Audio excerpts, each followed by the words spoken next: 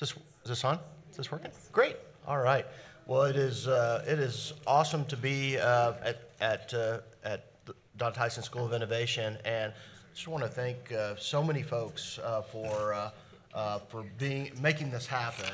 Obviously led by Dr. Rollins, but the whole team here. I want to thank the administration here at Don Tyson, Shannon Tischer, Damon Donnell, Amy Harrison, Kelly Burtz, and then the communication and media team led by Trent Jones, who I know really had to do a lot of work to make all this technology happen. Seth Bezo, Stephen Lightfoot, Chris Button, Dustin Mapes, and then Paul Miller and Michael Terleski.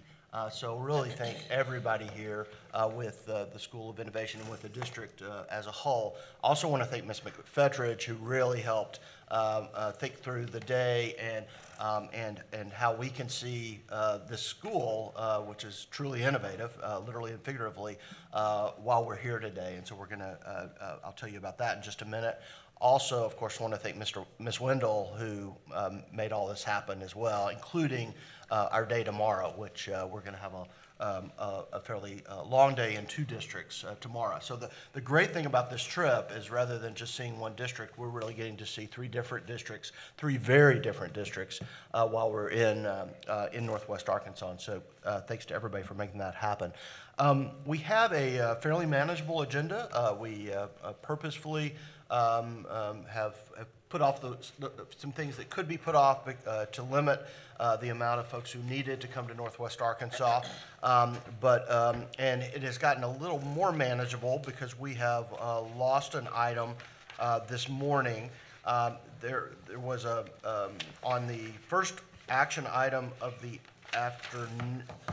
first action item of the morning, apologize, the health standards.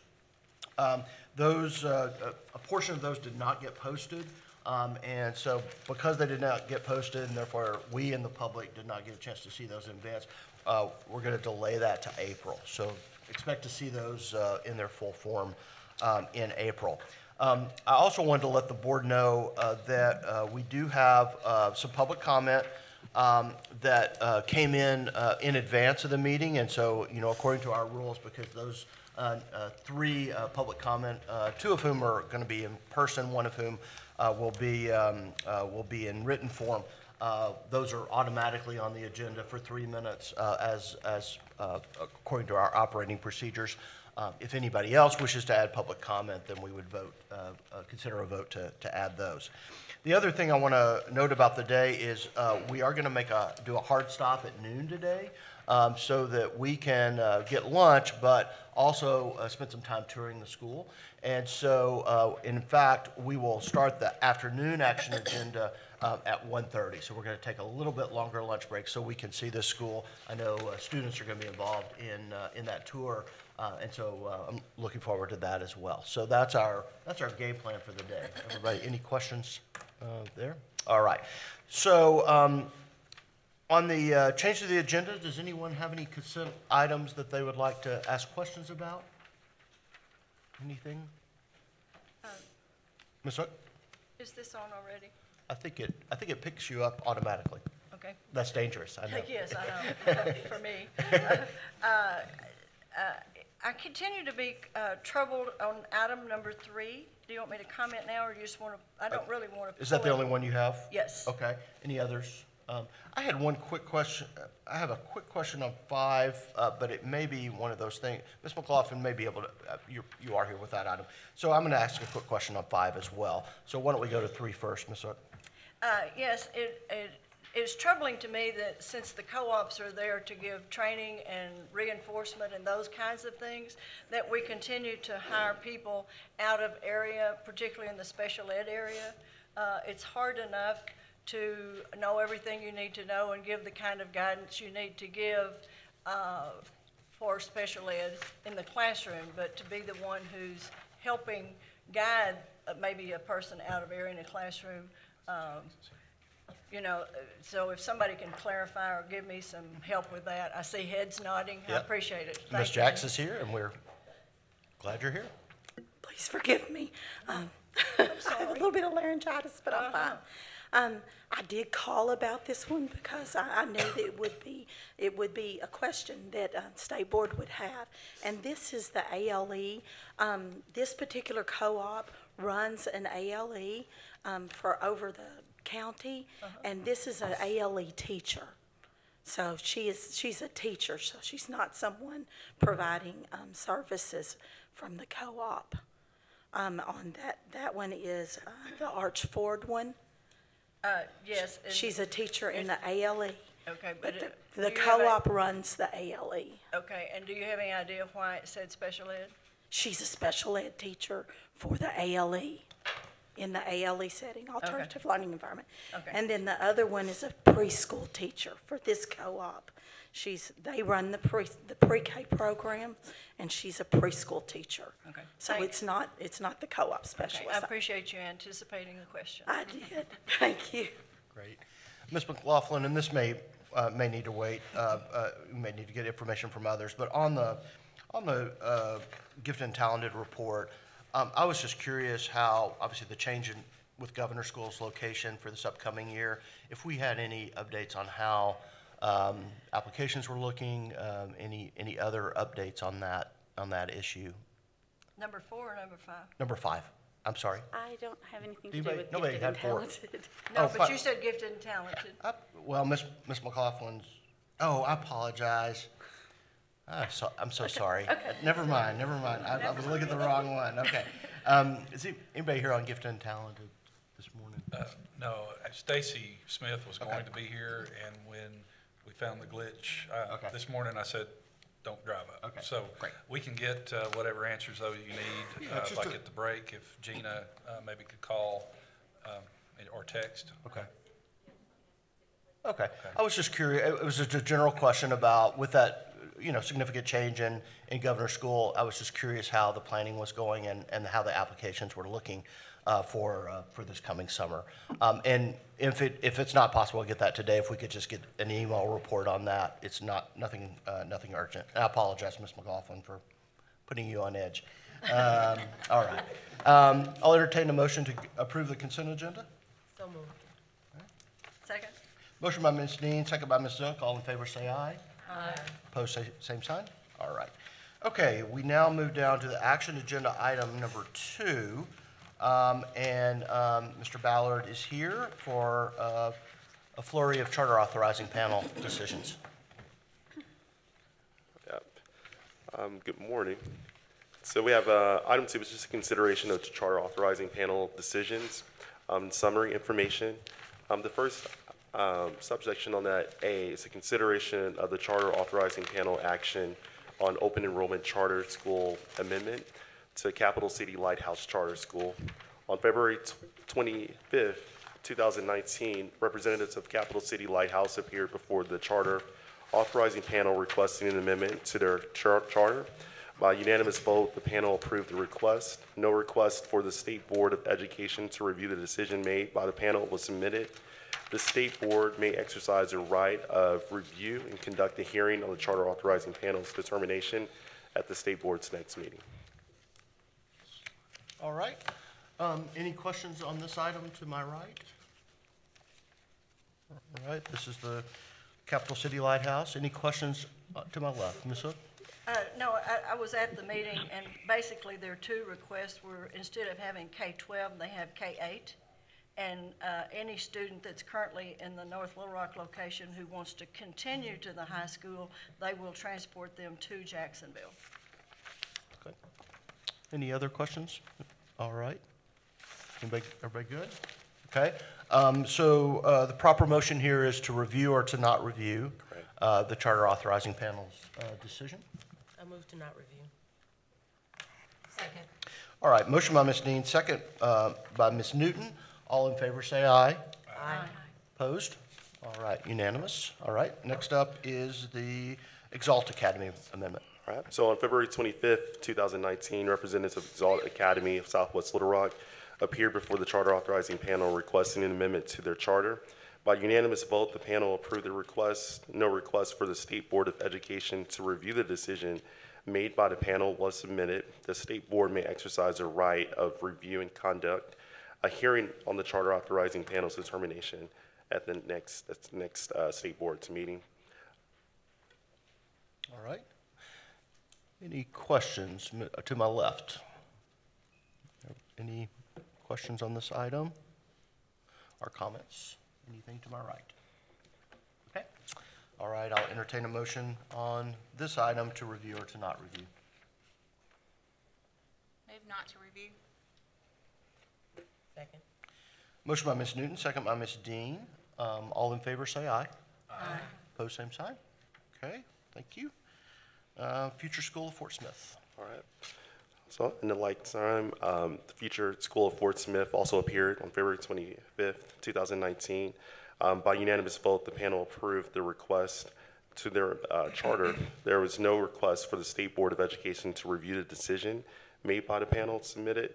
The State Board may exercise, though, a right to review and conduct a hearing on the charter authorizing panel's determination at the State Board's next meeting. Great. Ms. Newton.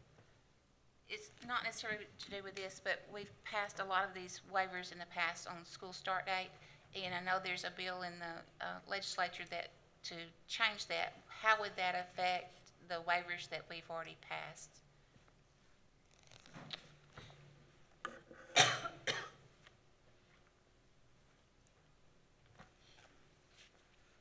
Mary Claire Hyatt, Arkansas Department of Education.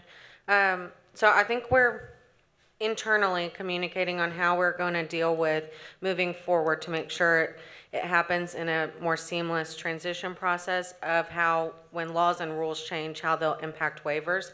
Right now, you've kind of seen this happen once, at least with the change of the standards, how that impacted the waivers. We brought them all to you kind of in chunks in order to get everyone transitioned over as they need. I think that's something that we'll continue to do in the future, is to work with schools that have waivers, make sure that they know that the laws and rules that they have waivers of have changed and that they may or may not need to consider coming before you to update that waiver. And we can also do it in kind of these big chunks how we've done before. Well, I would just add to that, I think that we would need to take into account the context of the legislation. So in your specific example, if the legislature says we want school to start the first Monday, or the Monday before Labor Day, I think the bar changes on granting waivers at that point. And I think we would have to, you all would have to take into account, you know, any special circumstances or anything like that. I think that would make it much more difficult for us to just do a blanket waiver by co-op or region or anything like we did with the start date previously. So the law would take precedence. Is that kind of what you're saying? I think in this case, yes, it Okay. would. And would that do away with the waivers that we've already granted? Well, and that's where Ms. Hyatt was talking about. We would have to see what that transition is. I wouldn't want to make a blanket statement on that Okay. for any type of law change and how it affects waivers, because we've seen that before. That minor changes in the law that don't change the essence of the waiver, that I think in the school start date, that would change yeah. the essence of the Yeah. waiver. Yeah. And we would have to come back considerably review that. Yeah, because, you know, most of the changes in law that have occurred after waivers have actually been in the direction of Right. making this it is- easier. yeah. This is actually in the opposite direction. It is an exceptional case. It raises great questions because, I mean, districts, but I glanced at that legislation. It does not explicitly bar the request of waivers, right? As originally filed, it did not. I know that was an amendment that the sponsor was contemplating adding to the bill. Okay, and that would obviously change. Yeah. But if, a district could still come ask, right? They If could it's, ask, yes. But that would be the judgment of the board, so. Okay. And as the commissioner said, in that case, if it was a change completely of the law where it made the previous waiver not exist, kind of, because that law didn't exist, it would be new. But we have seen changes in law that didn't impact the reason why the school had the waiver and didn't require any action on the part of the school or the department in order to maintain that waiver. Okay. Are there any other questions on this issue? Okay. Any comments or concerns? I hear folks is somebody on the phone?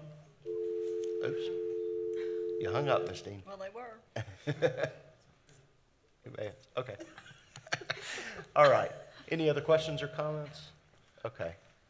Then, I want to be, do we expect anybody was calling in, Ms. Wendell, that on an item this morning? Which one? Okay. Okay. Should we hold for a minute to be sure that they get the chance to call in, or do you think we can move on? They were Okay. already on. Okay. That didn't really have to do with them. Let's go ahead and act on this item and then maybe take a break and be sure that we get the phone back up and running. I don't see any questions on this for the district, so I think this is probably fair game to move forward. So on this item, this is the future school of Fort Smith. The proper motion is to review or not to review. Move to not review. You entered 6. Is there a second? Second. All right. Motion by Ms. McFetrich, second by Ms. Chambers. All in favor say aye. Aye. Opposed, same sign. Okay, let's take a pause for a minute and be sure we're available. Welcome to Zoom. Enter your meeting ID.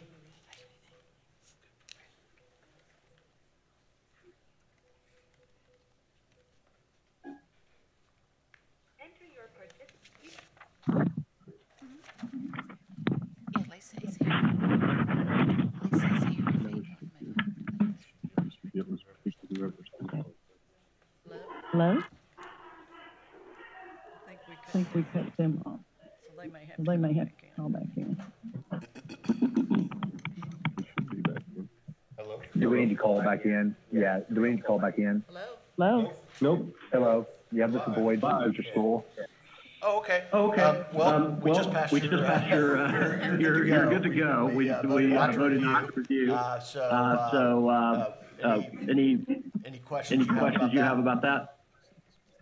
No, that's great. Thanks for letting me know. Okay. Well, sorry we disconnected. Sorry. Fine with that. That's okay. Sorry we couldn't see the live stream. I would like to see it. That's okay. Thank you so much. Okay. Okay. Thank you. Thank you. Have a great day. day. Okay. Okay. Okay. Is there anybody else on the call? Anybody else? Yeah, Tina Long was on the call. From which? Yep, Alex Nogarola from Southeast Arkansas Prep. Okay, you're up in a couple of items and. Daryl Henson, Little Rock Preparatory Academy. Okay, and you're next up. Okay. Those two. Okay. All right. So, the next item is Lisa Academy. Obviously, folks from Lisa Academy are here. So, Mr. Ballard? All right, so consideration for charter authorizing panel action on open enrollment charter and school amendment to Lisa Academy on February 25th, 2019. Mr. Ballard, just a second. Can folks on the phone hear Mr. Ballard? Can you hear the audio? Can the folks on the phone hear Mr. Ballard? It's a little low. No. Okay. All right. So we'll speak up. And Okay, we're gonna try to speak louder. if you could just do a test and see. Okay, is that a little bit louder? It's like the volume. Is that helpful? Okay. All right. Is that better? Is that better? On the sound? Yes, it is. Okay. All right. Fantastic. Okay. Sorry for interrupting. No worries. On February 25th, 2019, representatives of Lisa Academy appeared before the charter authorizing panel requesting an amendment to their charter. By unanimous vote, the panel approved the request. No request for the State Board of Education to review the decision made by the panel was submitted. The State Board may exercise a right of review and conduct a hearing on the charter authorizing panel's determination at the State Board's next meeting. All right. Great. And obviously folks from Lisa are here if there are any clarifying questions. I'll start down here to my left. Any questions about this? Ms. McFetrich? I know one of the panelists on the voting sheet mentioned concern about budget and some budget concerns. Is that something maybe they can speak to today? Is that appropriate? Sure. Yeah. If you'll come on up and just remind us of your name for the record.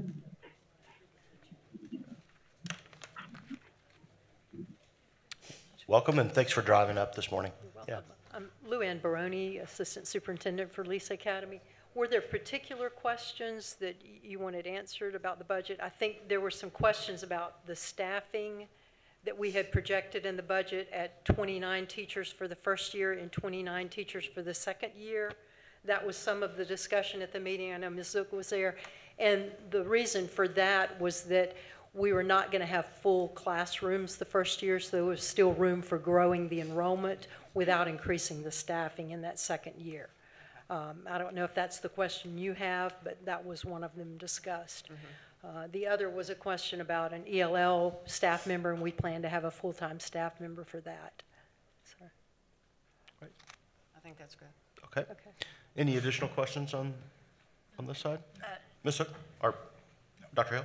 I don't think it was asked at charter panel, and I don't want to review to get this answer, but could you give me a little more explanation on the salary, the beginning salary waiver?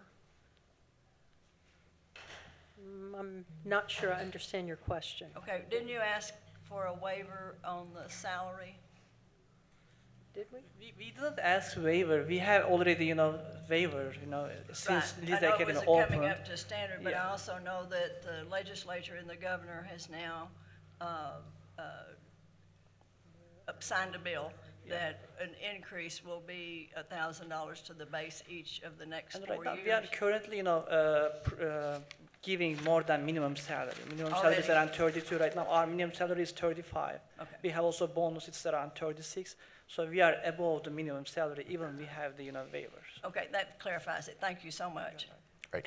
If you could just state your name for the record. I'm sorry, Fatih Pogrik, Superintendent. Right. Thanks. Good to see you. Okay. Any additional questions, Ms. Dean? Okay. Any questions? Just, Right. just Ms. one quick question, Dr. Barth. The transfer between Montessori and then to the Lisa curriculum, are you thinking about extra training for teachers next summer, or? We are actually currently doing that now. We're actually working with them now in a consulting way. We're providing training already on some of the online platforms we're using. We've worked with the administration there to make some changes to grade level instruction already. And so I think that transition will be fairly smooth. We also plan to work with the teachers there that we can work with in terms of certification and qualifications. And also we have some teachers from our Little Rock area who are interested in moving there to provide some support in transition there. Okay, So. okay, great, thank you. I have a kind of more general question, and this is obviously a big move for Lisa in terms of moving out of a fairly constrained geographical space into a broader geographical space. And in fact, I don't know that we've seen this exactly in my time on the board. We've typically seen schools stay very more localized. Our management organizations kind of come in with a plan for multiple campuses in multiple places. Have you, as a school, kind of studied models of, not just in Arkansas, but in other places, of entities that have had that success of ramping up in that direction, and what lessons have you learned from that? Do you want to speak to that? I haven't personally. I know we've looked at a lot of the data that's out there and looked at turnaround school stories and tried to learn from that. There's not a particular model that we're trying to follow, but just trying to implement the system that we found effective, for our students in the Little Rock area. So. Okay. And my additional question is, in terms of governance issues in the Northwest Arkansas location, the plan is that it would be would there be an advisory board in the Northwest Arkansas that would? We plan to immediately, we have openings on our advisory board. We plan to immediately invite members from the community there to be on the advisory board, and then consider adding a governing board member when we have an opening, or if we decide to increase the number of board members. Okay. So we want that representation. Yeah, that would be my, my thought. I do have, deep concerns when the governing boards really are pretty disconnected from the community, which they are, where the schools are primarily We've already had initial serving. conversations with a couple of folks that we feel like would make strong advisory members for us that are open to that. Okay, great. Thank you. Yeah, Dr. I did have a question, if y'all don't mind. I know you all are asking for a cap increase. Are there plans for student recruitment prior to next summer? And then in addition to that, do y'all provide transportation or have plans to provide transportation for students? In terms of the recruitment, yes, we've actually posted an interest form on our website and on Ozark Montessori's website, and have, I think, 114 or 15 families who are interested already. In addition, I think there were 134 of the current students who have said they want to re-enroll at LISA next year if this goes through. We actually have a website ready to roll over if we're approved. We've already done some preliminary planning for some advertising and recruitment, have already tentatively set our timeline in terms of application deadline and lottery. So we have that plan in place already and are ready to move forward with that if approved today. In terms of transportation, right now, no, we do not have a plan to provide transportation. We're open to looking at if there are some options available, but right now we don't have any. Yeah, go ahead. We scheduled a visit with the Springdale School District on April 2nd, so we will bring this item to their attention. So if we can come up with a plan with Springdale School District, if we can use their buses, we are willing to provide transportation as well. Any additional questions? Okay. Any questions that have arisen on this side? Okay, thank you all very much. Barth, Yeah. I just want to say, since the leaders of both of these systems are here, just to let y'all know that, we saw a situation in Little Rock with another school that kind of, we helped, but they wrote it down. We have a situation here that's different in that Ms. Padgett and their team, their leadership, their board saw a situation that, that it was very difficult for them to make that decision. But I think they all agree that this was the right decision, in that not just trying to hang on for the sake of hanging on, but trying to do something was the right decision for kids, and creating a partnership like this. So it is unusual. Dr. Barth mentioned that it is highly unusual, but unusual doesn't mean wrong. And it's, I think, commendable that they were able to work together to come up with a solution. And we certainly at the department are, Mr. Ballard and the folks in the charter unit have been very closely trying to assist in any way we can. And we'll continue to do that. Right. All right. Any additional questions? I don't have a question, but I did want to, it's sort of off topic, but I wanted, while they're still here, to compliment them. I attended their STEM festival, and in the effort to do what this board and ADE encourages, which is to collaborate. They had traditional public schools, they had open enrollment charters, they had conversion charters, they had over 2,000 students there, private schools came. So I commend Lisa for making the effort to collaborate with people who work with children all over the state. Ms. Wendell, I know that last note on public comment that you sent me, is that general public comment at the end of the meeting, or it's not tied to a specific item? Okay, great. Okay, thank you all very much. I move that we not review. Second. All right, motion by Ms. Zook, second by Ms. Dean. All in favor, say aye. Aye. Opposed, same sign. Okay, thank you all very much for being here, and it was helpful for y'all to have been here. Next up is the Little Rock Preparatory Academy charter, and we do have somebody from Little Rock Prep on the phone. All right. All right, on February 25th, 2019, representatives of the Little Rock Preparatory Academy appeared before the charter authorizing panel requesting an amendment to their charter. By unanimous vote, the panel approved the request. No request for the State Board of Education to review the decision made by the panel was submitted. The State Board may exercise their right of review and conduct a hearing on the charter authorizing panel determination at the State Board's next meeting. Okay. And if, who's on the phone from Little Rock Preparatory Academy? Donna Broyles and Daryl Hinton. I'm the interim superintendent. Great. Thank you very much. Are there any questions to my right on this item? Okay.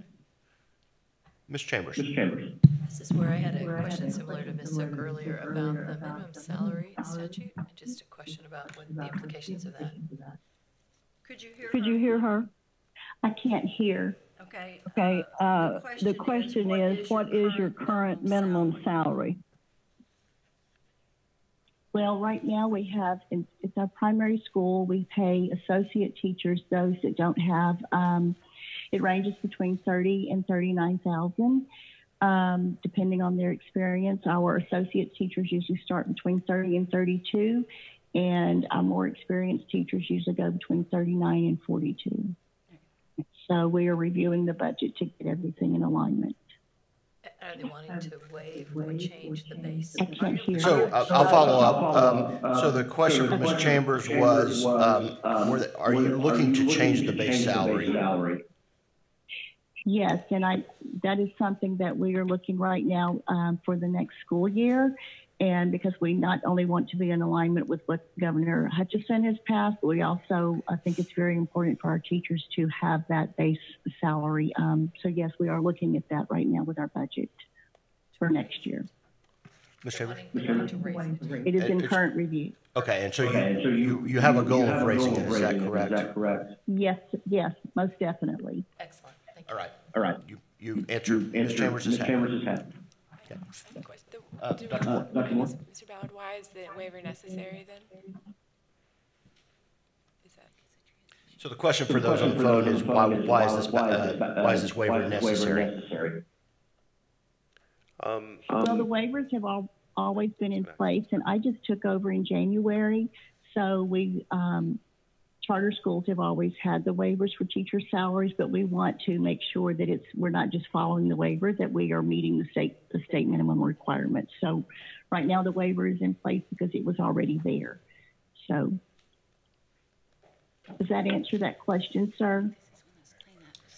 I think we're getting some more help from Ms. Hyatt. Mary Claire Hyatt. So I believe that the waiver is requested because they do not currently this year meet the minimum salary schedule.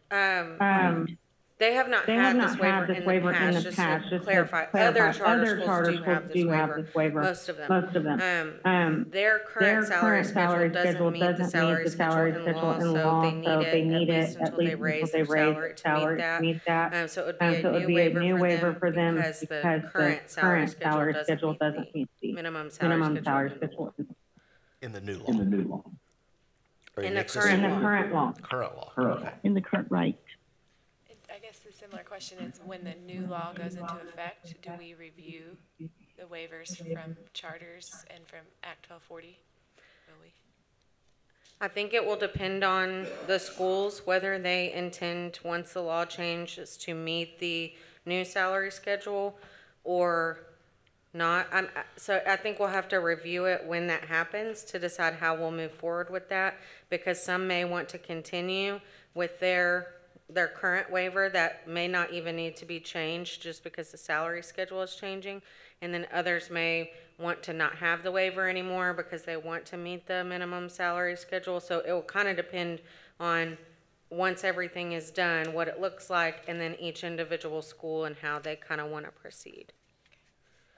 I guess this is off topic, but do we have any 1240 waivers for minimum salary schedule? I think, and this is like off the top of my head, I think Helena, West Helena has it, and they are the only ones that are traditional public school districts. I think there are a couple of district conversions that have it for their district conversion school, and I think Helena, West Helena is the only traditional public school. Okay. Thank you. All right. Yeah, Question, Ms. Hook? I think since this is an initiative specifically from the legislature and the governor, that we might want to, or might need to revisit, because they have now set a floor. And I understand if a teacher signs a contract and wants to work there, that's between the teacher and that. But since the governor has now said, we want the minimum to be this, and we want it to go up $1,000 each of the next few years, I don't know how you can, if we give it to a charter, then a traditional district can request it. And I don't know that we can deny it if it's given to the charter. So we may need to keep that on our plate to say, well, how can this be handled, or is this something that can be waived? So if I may add something to that that does play into it, it has to do with money. And, you know, we set aside the $60 million, and we're in the process of writing rules now, as we committed to when the bill was under discussion. And so one of the considerations for the rules, obviously, if you have a waiver, then should you be eligible for the funds? You know, right now, I think our draft says if you have a waiver, you're not eligible for the funds. So that may nudge some schools and to make a different decision as it relates to waiver from minimum teacher salary. So I've got a question that in many ways goes back to Ms. Newton's initial question. Here we have a situation where the law doesn't change in a way that totally undermines the old waiver, but it certainly alters the context in which that waiver was granted. And what does that do to those waivers? Yeah. So we've had this before, because since 2015, the minimum salary schedule has changed. But because it was simply the number, not the concept of having a minimum salary, we have not considered that as affecting the waivers. And so we've looked at it that way. In this case, again, the context being different, that it was a significant initiative with funding behind it, that I can't say that we, from a legal standpoint, have made a determination of does it make the waivers null and void?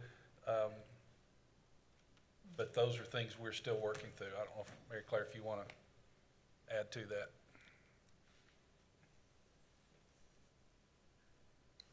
I think he's absolutely right. We haven't looked at it to see, as it's written, how it changes the waivers. That is something that we could do and report back to you on that, if that would be helpful information for you. But it kind of, we'll just have to look at it and see, as it's written, what parts of the law does it change? Is it just the numbers, or is it other significant parts of the law? How does the initiative of the whole thing, rather than just the numbers, impact the waiver, and then kind of come to some sort of decision? And that's kind of the process, I think, with any significant law change we would go through to decide how it impacts waivers. If we decided to review, would that give you another month to kind of think through this process and see what might be some future implications, or? We can, I think we can do it without you reviewing if you wanted to grant this waiver. If you do want to review this for Little Rock Prep, I mean, that's up to you guys.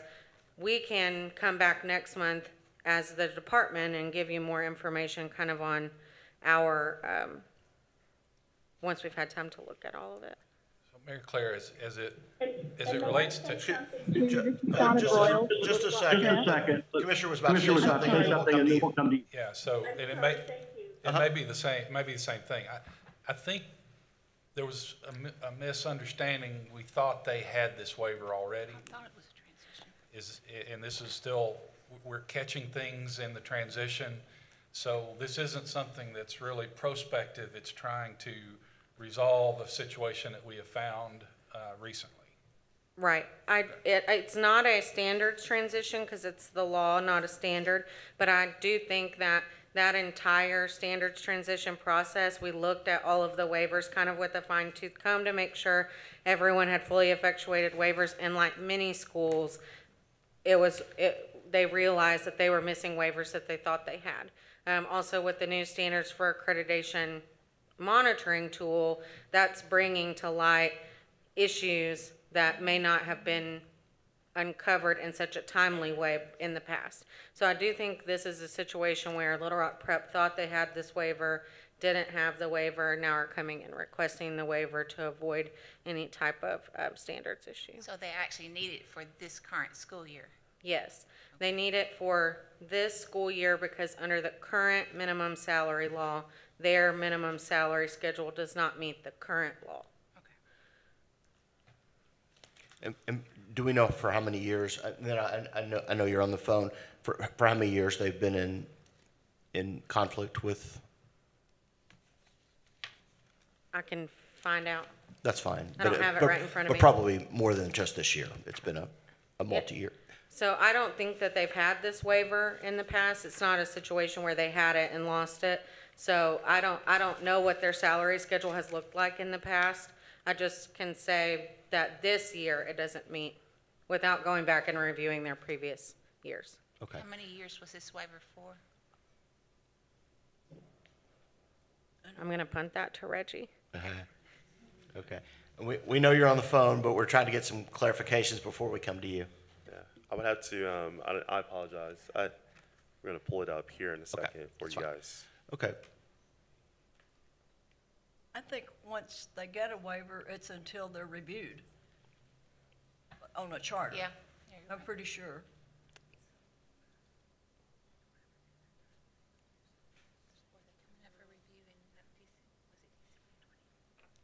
So it would be until 2020. Because they were okay, 2020. Okay. So let's go to the school on the phone. Again, identify yourself just for the record. It's Donna Broyles. Thank you, Ms. Donna Broyles, the interim superintendent. Yes, ma'am. Yes, Ms. Broyles, go ahead. Well, I want you guys to know that we're doing everything. We're working very closely with the charter office and with ADE. We've met quite extensively to make sure that we have everything in compliance and in code because we want our teachers to get paid. They deserve to get that, and we are reviewing the budget for next year very extensively. And we are, again, as I said, we're meeting with Mr. Ballard and with Ms. Perry and Ms. Kaufman on making sure that everything for prep is in, Little Rock Prep is in compliance. So anything that you guys need for review, we can make sure to get that for you. Thank you very much. All right. So I think is everybody clear on the facts? As clear as we can be. Okay. And so the question is to review, and as I heard from Ms. Newton, it would not just be, it would be on this case, but it's the broader issue. Are you comfortable moving forward to not review, allowing this to move forward?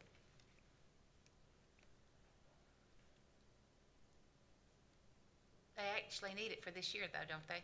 They do, and apparently, but it has to be until 2020, correct? They didn't set a different timeline in their waiver request, so as their waiver request is written, it would be until 2020.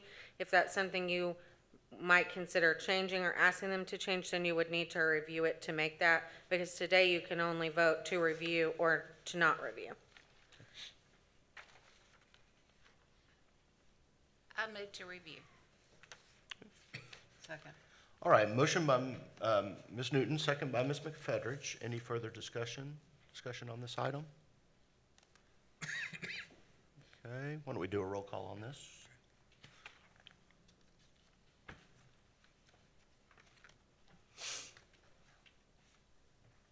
Ms. Zook? No. Dr. Hill? No. Ms. Chambers? No. Ms. McFetridge? Yes. Dr. Moore? Yes. Ms. Newton? Yes. Ms. Dean? No. 3 Okay. yeas, 4 nays. And so if I vote yay, That would make it 4 and 4.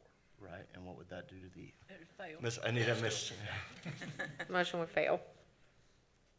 no matter what. Okay, all right. Okay, I would have voted yes. Okay, so, in fact, I will go ahead and vote yes, and the motion fails, so we need a motion on the other side. Can we, this is. I move not to review. Second? Okay, motion by Ms. Zook, second by Ms. Chambers. Can I ask a process question? You're What about to read my mind. What happens if it's 4-4 again?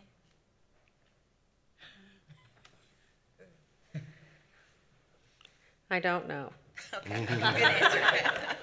I will go, well, if that happens, my suggestion would be, let's move it to the afternoon to give me an opportunity to research that and figure that out. Because I don't know the answer off the top of my head, and I don't think our operating procedures anticipate that happening. So, I will go find out. Could we stop and maybe have a discussion on both sides? Maybe we can resolve this now. Yeah, so let's go, further discussion. My reasoning on reviewing was not the school for this year, was just that we would have another month to think through how this waiver would affect statewide, all charters and all teachers about the minimum salary, and that would just give us more time. You know, I don't have any problem foreseeing in the future that this school would get that waiver next month. It would just be a month delay. So that was kind of my thoughts behind the putting off a month. Yeah, I think my reasoning was because a review is that they come in and we provide them with the questions they have, and I'm not sure they have the answer to the questions that we have. I think that will come from legal and a lot of study. And so since this was an effort for them to get in compliance, and I think it was nice that they caught it and they came to us, that so my reasoning was the questions I might have had nothing to do with Little Rock Prep. It just had to do with the bigger picture of the minimum wage in general. Misty? So delaying it 1 month, what does that do for the school? So, what month is this? March. April would be when you would hear it. I don't believe that the standards report is until May. And so I don't think it would result in any type of violation on their standards report. And if you wanted to, and this is not a suggestion, it's just going through the options. If you wanted to limit this type of waiver in any way to a specific amount of time, then you could do that if you reviewed it. But you can't alter the waiver today because you can just vote to review or not review. Right. Or any other alterations you may want to make to a waiver, you would have to review it in order to do that. But Ms. Zook is correct that the questions that you would be asking would be to the charter applicant and not really to the department, which is why I said the department would be happy to provide that information regardless of if you review or not review. You just answered my question, because I thought you said that earlier, that you could provide that information for us without the review. A different process question. We have to decide this today, correct? It cannot be tabled until next month, which would get us exactly where I think we need to be. I don't think there would be a prohibition on you tabling it, but I think it would have the same impact as if you voted to review, if you voted to table it. I think what would be different about tabling it, it would be a decision to review or not review in a month, not a full-fledged hearing on the waiver, which I think we're wanting to prevent, both because it puts a burden on the school, but also because, as we said, it's really not it's not their issue. It's really us getting clear on the issue. Just timeline-wise, if you waited until April and then in April voted to review, that wouldn't be heard until May, which may cause issues with the standards for accreditation report because that is pulled in May.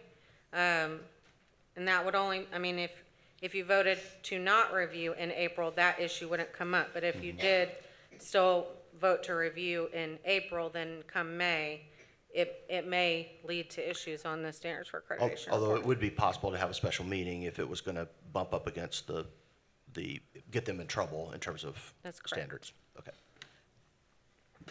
Ms. Chambers? I got totally confused in what you said there at the end, but I, kind of connecting the dots for me in terms of what I've heard and what my peers have said. Our issue's not with the school. Our issue's with the process and the implications of addressing this waiver issue as we go forward. And I think I heard there's more that, this is not the only school that we'll need to go back and make that correction for. So is it possible to hear affirmatively that we can get the information we're interested in separately as a report from the Department of Education in April? Yes, I think legal can put together some sort of information that, after communicating with all of the other departments specifically about teacher salary and how we'll plan to address that with waivers. Commissioner also reminds me, we do have a special meeting that's already on the calendar for the 25th to hear the Lee County issue. It would be possible to table this item till then. That I don't know if that's enough time for legal. We're speedy. Yeah. But that would be something that would maybe be a good compromise. I'll throw that out. I'm okay with that. Dr. Moore? Yes, I think Mike, I do have specific questions for the school, but it'd probably be for all charter schools that hold this waiver. Exactly. And in that case, is there, when the new law were to go into effect, is that something where we could do a review, or is that only done when that charter's up for renewal? Unless the waiver specifically says a different time period, the waiver is for the length of the current charter. Some options that you may have, though, would be to ask that that be included in any type of reporting that already exists on the part of the charters. The charter unit could certainly reach out to the schools and ask if they would provide information that you guys are interested in about the waiver. So we could, I'm sure, figure out a way to help you guys get information, but in terms of reviewing the actual waiver, and it will also depend on how the law impacts the waiver. Right. But let's say, hypothetically, it doesn't impact the waiver. You would not have a chance to review that until the waiver ends. And this law does not have an emergency clause, correct? Do we know?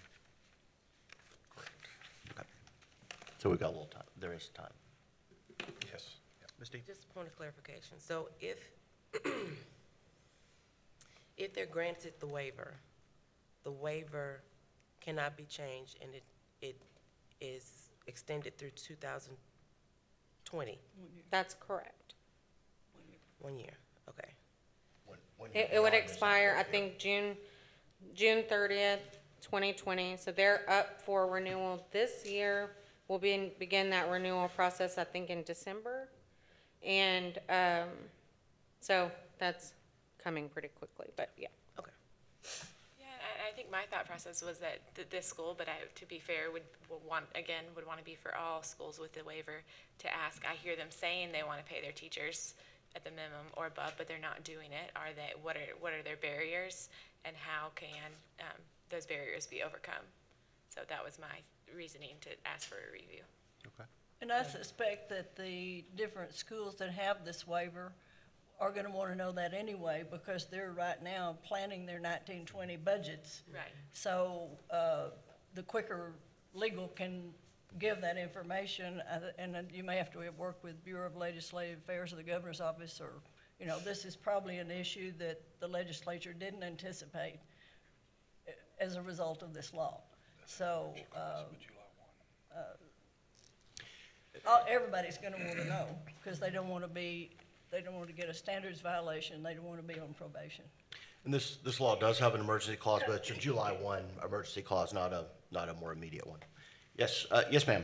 So, this is Donna Broyles with Prep. I wanted to let you guys know that our lead teachers are making more than the minimum requirements of the salary. So because they make around $39,000, so I wanted to kind of give you that information now, because you guys have several questions, and I want to make sure I'm headed to the doctor to rule out flu. but I wanted to make sure that you guys know that our lead teachers, because of our unique model that we have at the school, we have 2 teachers in the classroom. Our associates make between 30 and 32,000, whereas our leads make 39,000. So that should give you a little bit more information as you're asking these questions. I don't know if that helps you right now, but and that's set up for the elementary campus, and at the middle school campus, they make between 39 and 42,000. So just to kind of give you some of that background information as you're asking these questions for the salaries for this year. Yes, ma'am. And I just want to be clear. I think we're all in consensus that we're not really picking on you. You are simply the first case that has come along on this issue, and we need to feel like we're getting it right for all schools. And if we, if we can use your case to get some answers, that may serve all the students at these schools well. But I think we're trying to figure out the right path to get there. We do have a motion. Anything that we can do to help with that, we will certainly be willing to help with that. All right, and please get well. We do have a motion on the floor, which we need to deal with. I don't know if Ms. Newton's plea to try to get us to a point. I don't know where we are. If folks want to pull the motion back, that's also a possibility. If you want to clean a blank slate for us to start anew with motions, but if you all feel good about your motion, and that was Ms. Zook, seconded by Ms. Chambers, is the motion on the floor, which is to not review. You want to go ahead? No, I was going to make it up. Go ahead. I think for my purposes, I think the purpose of reviewing is to provide questions to them that they can answer, and I don't think the school at this point can answer the questions that we might have about this law and this waiver. So for that reason, I feel comfortable with the motion to not review. I would agree with that. I thought if someone had a better motion to replace it with, and they wanted to share what that might be, I'd certainly entertain that. But I agree that this is not that we don't have other things that we would benefit from hearing from the school. The issue that we've been discussing is not about this school specifically. It's about charter waivers. And so if legal can provide a report to us either in the special meeting that the commissioner was speaking to or in April, I would really appreciate it because it sounds very timely. I think my only reaction, we often do ask questions, not just of the school, but of the department about the broader issues. And I do think that, we also ask questions that are applicable beyond the school to give broader wisdom to this board as it's making decision on other things. But I totally get we've got an odd situation here. I think we're all on the same page. An amendment request, not a renewal request. Exactly. So this is just for the amendment, not for renewal. All right, let's give it another shot. Okay. Ms. Zook? Yes. Dr. Hill? Yes. Ms. Chambers? Yes. Ms. McFetridge? Yes. Dr. Moore? Yes. Ms. Newton? No. Ms. Dean? Yes. Okay, so that motion does pass. No review on that, but do we think it makes good sense to add this to the special meeting, or do we think it makes sense to give y'all, do y'all need a little more time to get to April? When is the special meeting? On the 25th? I think we can get it together for you by then, absolutely. Okay. That'd be great, and we can always delay if need be on a report, but we'll add it to that agenda for the 25th. So since it does have an emergency attached to it, is that a 90? It's a July 1. Still July 1. Yeah, so it's odd that it was an emergency, but it is. I just wanted to confirm, so is it a call or a meeting on the 25th? Yes, so we're finished with your case, ma'am.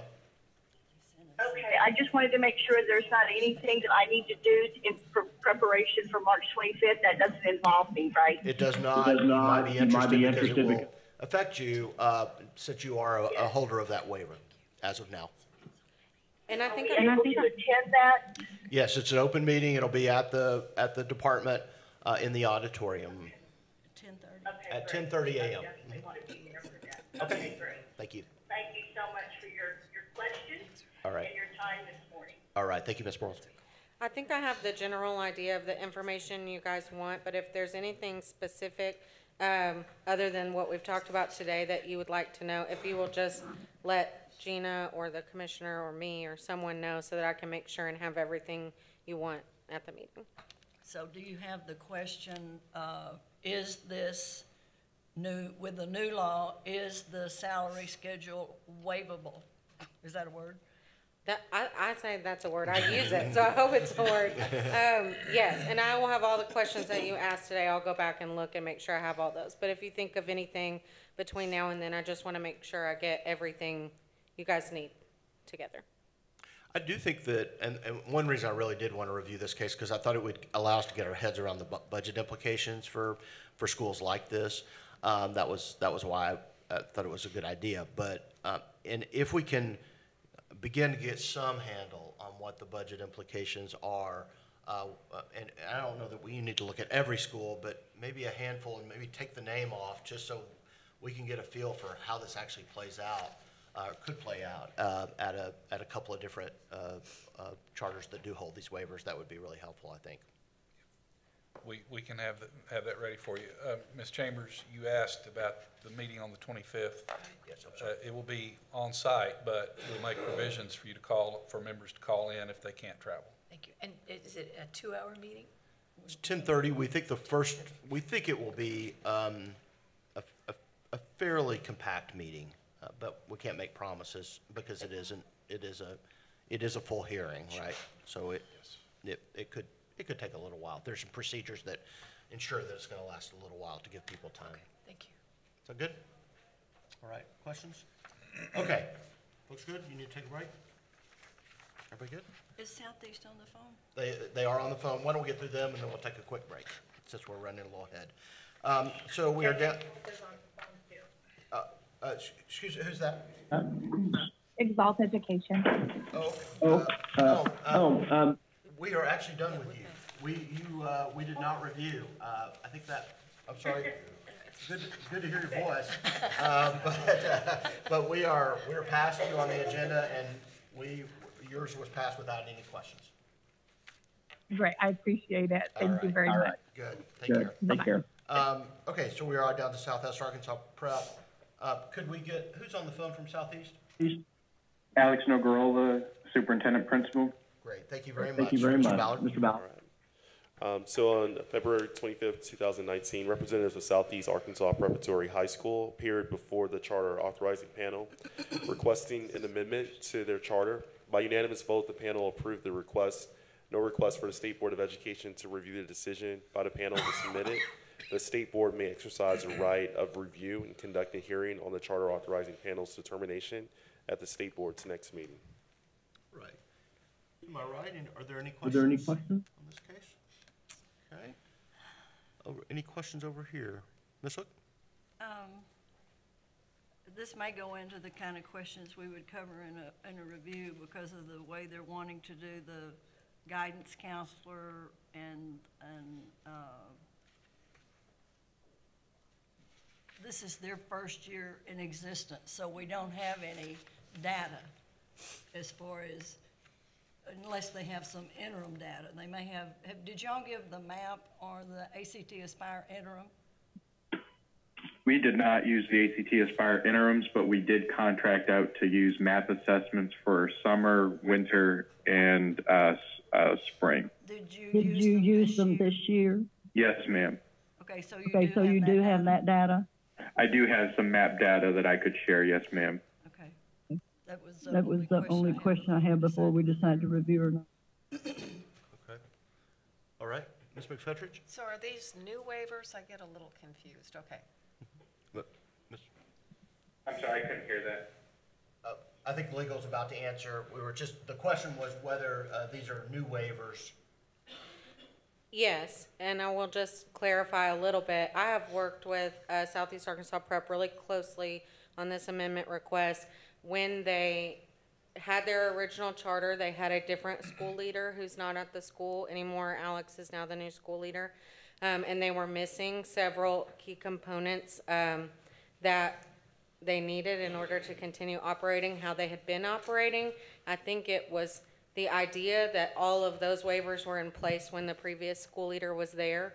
And after his departure, it was realized that there were some holes in their waivers, and we worked really closely, the charter unit, we met with them, legal met with them, we worked through their waivers and ensured we got all of the holes kind of covered. So this is a little bit of a unique situation, I would say,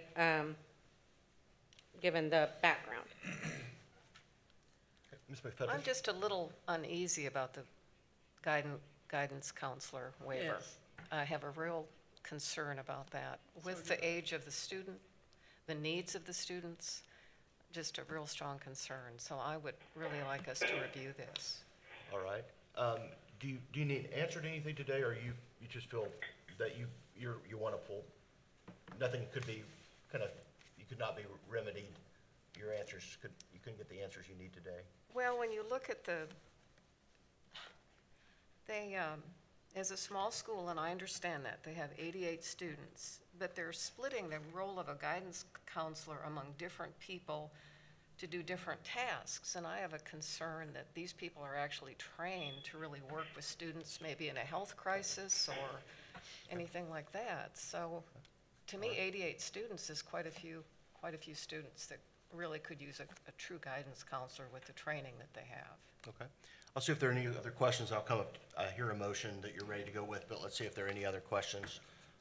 Anything else? Any questions here? Ms. McFetrich? I'd like to move to review. I'll second that. Okay. Motion by Ms. McFetrich, second by Ms. Hook. While we do a roll call on this, just to be sure.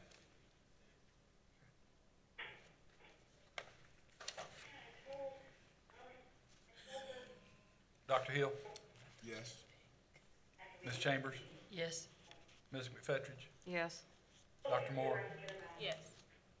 Ms. Newton? Yes. Ms. Dean? Yes. Ms. Zook? Yes. All right. Okay, thank you, sir.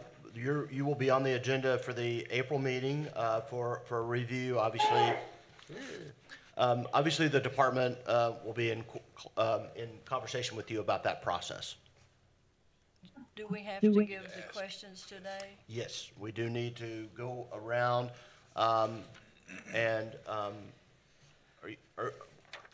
we need to identify the questions we need information from the school and/or the department about moving forward.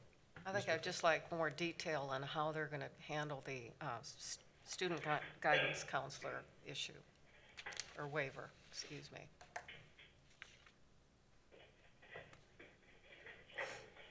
Ms. Chambers, anything that pops in? Okay. Ms. Zook? I think in addition to the guidance counselor and the training of the people that it's split among, I'd also like some information on the waiver request they had regarding a board. They are not a charter management group, people running this charter. And I think we have people in the audience who can say when you don't have a charter management group, then doing school is really hard, and you don't have a board. So I'd like questions about the board and why they wanted those requests, those waivers as well. Any questions? My questions relate to the library media specialist waiver and the absence of a traditional library of any sort. And I've just got major concerns about the access to appropriate materials and what preparation there is in the faculty to carry out that role in the absence of a library media specialist. Ms. Newton? Since this is the first year of this charter and they are already, I think, using some of these waivers they thought that they had, could we go ahead and see some of the map data to see how effective they are so far? Dr. Moore? Anything? Okay, Ms. House? You asked mine. All right, great. Okay, is that plenty for y'all? Okay, we will return to this issue in April, and let's just take about a 5 to 7 minute break since we're ahead of time. Can I ask a quick question? Yes, sir. Yes, sir. It was hard to hear some of those, so should I just connect with somebody at the department to make sure I get the full list of questions I need to prepare for? That's exactly right. That's exactly right. They'll talk you through the whole process, how much time you should expect to have, et cetera, including the questions and data that you need to provide. Yes, sir. Thank you. All right, thank you all. Turn at 11:20. Yeah. This school and then the conversion charter, this is their first year. I know.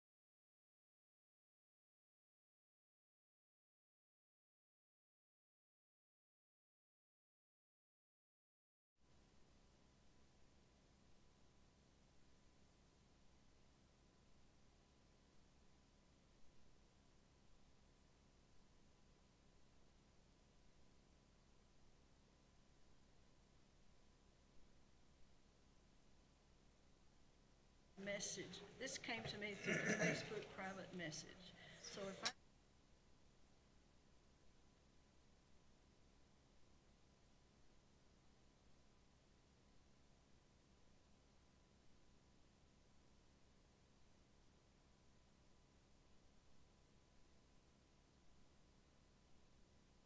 think we're on Facebook too.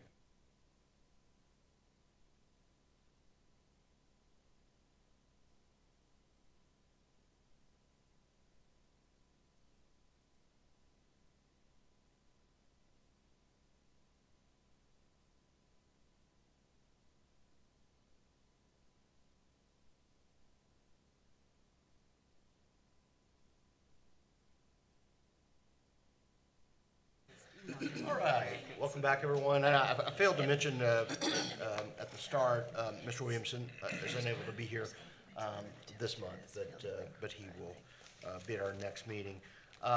We are down to the consideration of charter authorizing panel action on the district conversion charter of the Fayetteville Virtual Academy, and we do have some folks from Fayetteville who are here, and so I'll turn it back over to Mr. Ballard.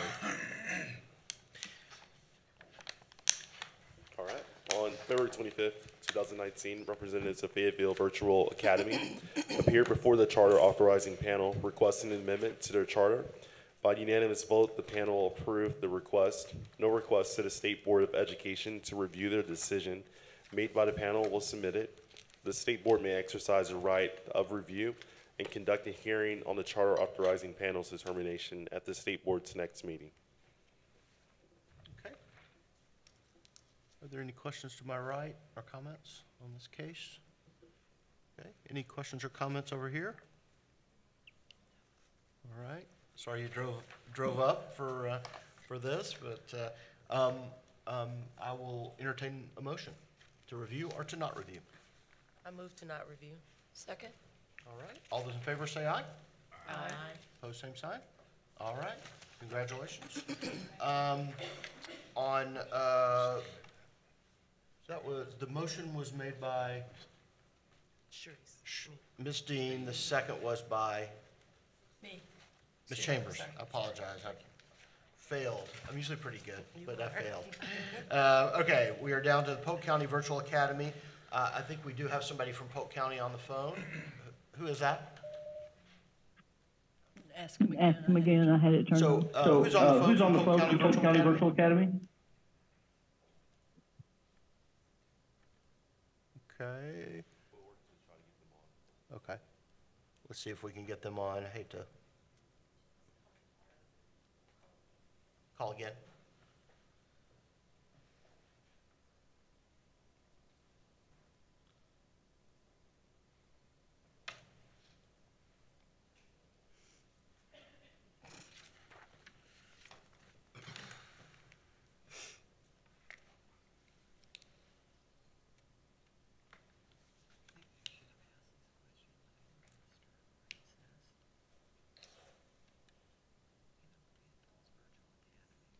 Did I hear a voice?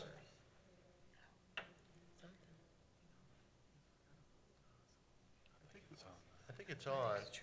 What's that? It's Kelly's phone. Oh. Could you speak up, please?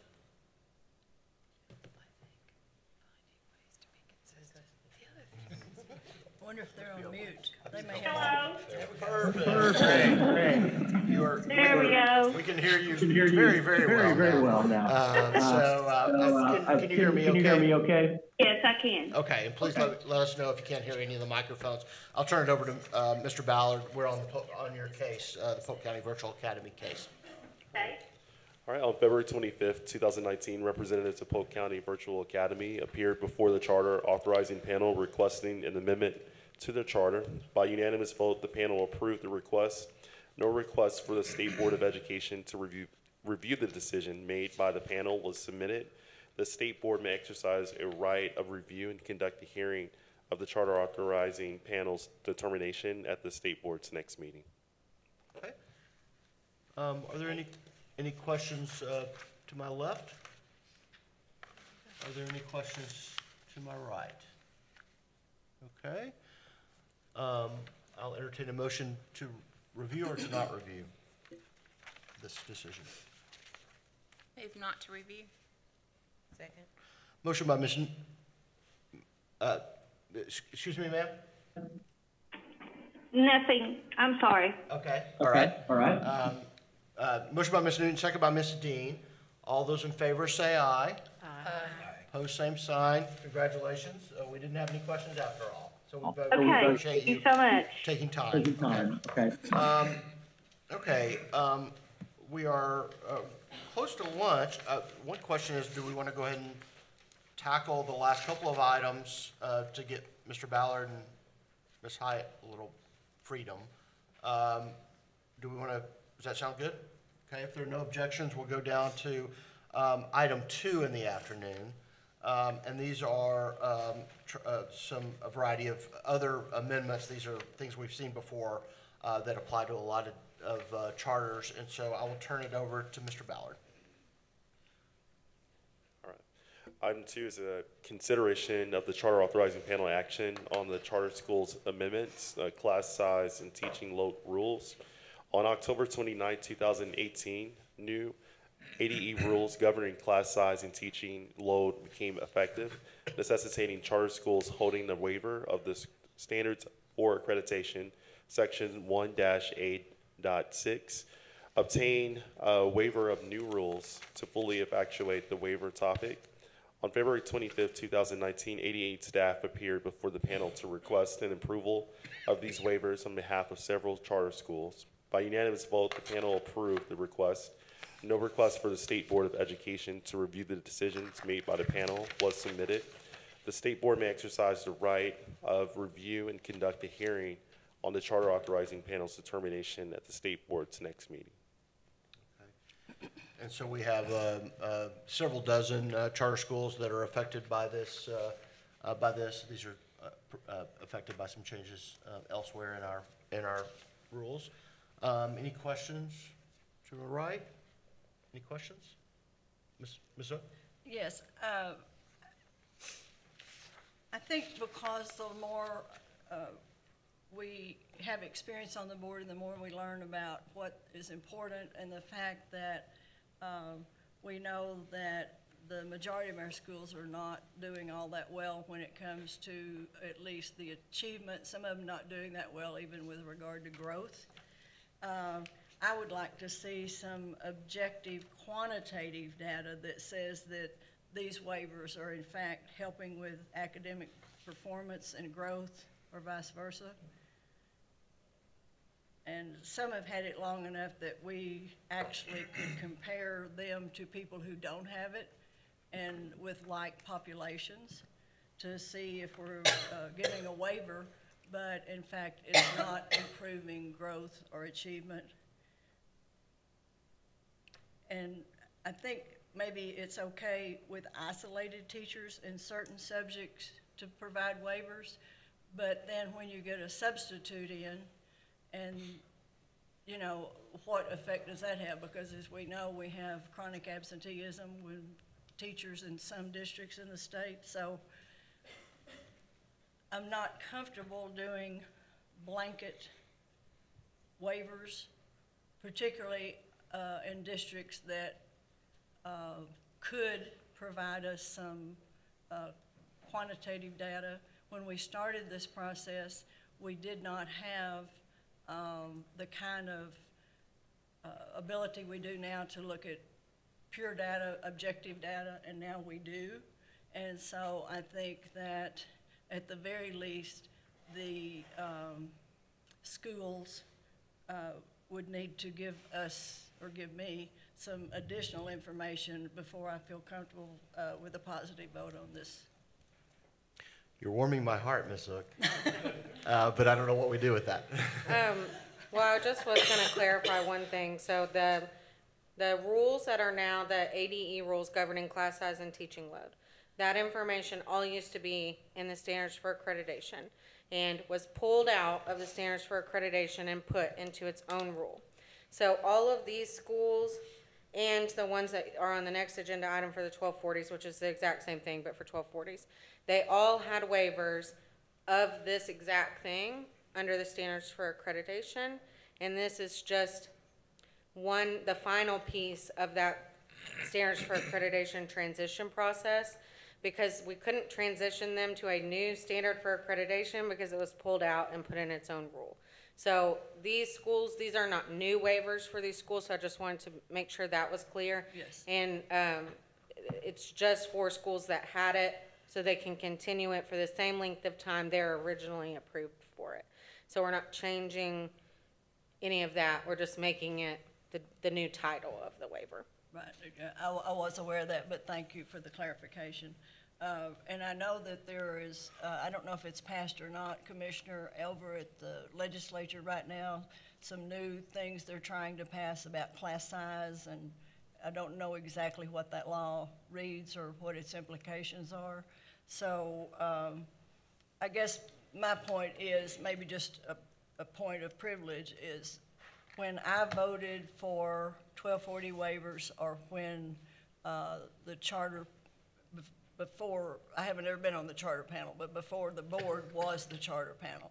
And a lot of waivers were given in hopes that the innovative way or the waiver might be getting in the way of student achievement. And we've had these long enough now that we need to know, did it? And if it did, great, let's continue and maybe encourage others to do the same. But if it didn't, then why are we continuing to do something that's not benefiting the achievement or the growth of a child? Mr. Ballard? All right, so I was taking notes while you were forming that. I wondered if you took shorthand. Yeah, yeah, it took quite a few. I just wanted to make sure you're wanting this report to come from the schools themselves, the data that they have collected throughout the years. For example, the 1240 waivers, we have invited them to come back, and most of them have agreed, and Ms. McLaughlin gives those reports about how did the student attendance improve, did graduation improve, did growth, are we seeing growth, those kinds of things that we now, through Act 930 and through ESSA, have declared in Arkansas, these things are important. Okay. And I don't know legally whether we can bring them in to give the information or send the information to you. I doubt if we legally can take away the waiver, and I know that they need it for standards of accreditation, but I do think that they need to know, if the board agrees as a whole, that we want some data that shows that this waiver in fact is making a difference for students. If you would like for it to be similar in nature to the Act 1240 progress report, we usually present that on the consent agenda.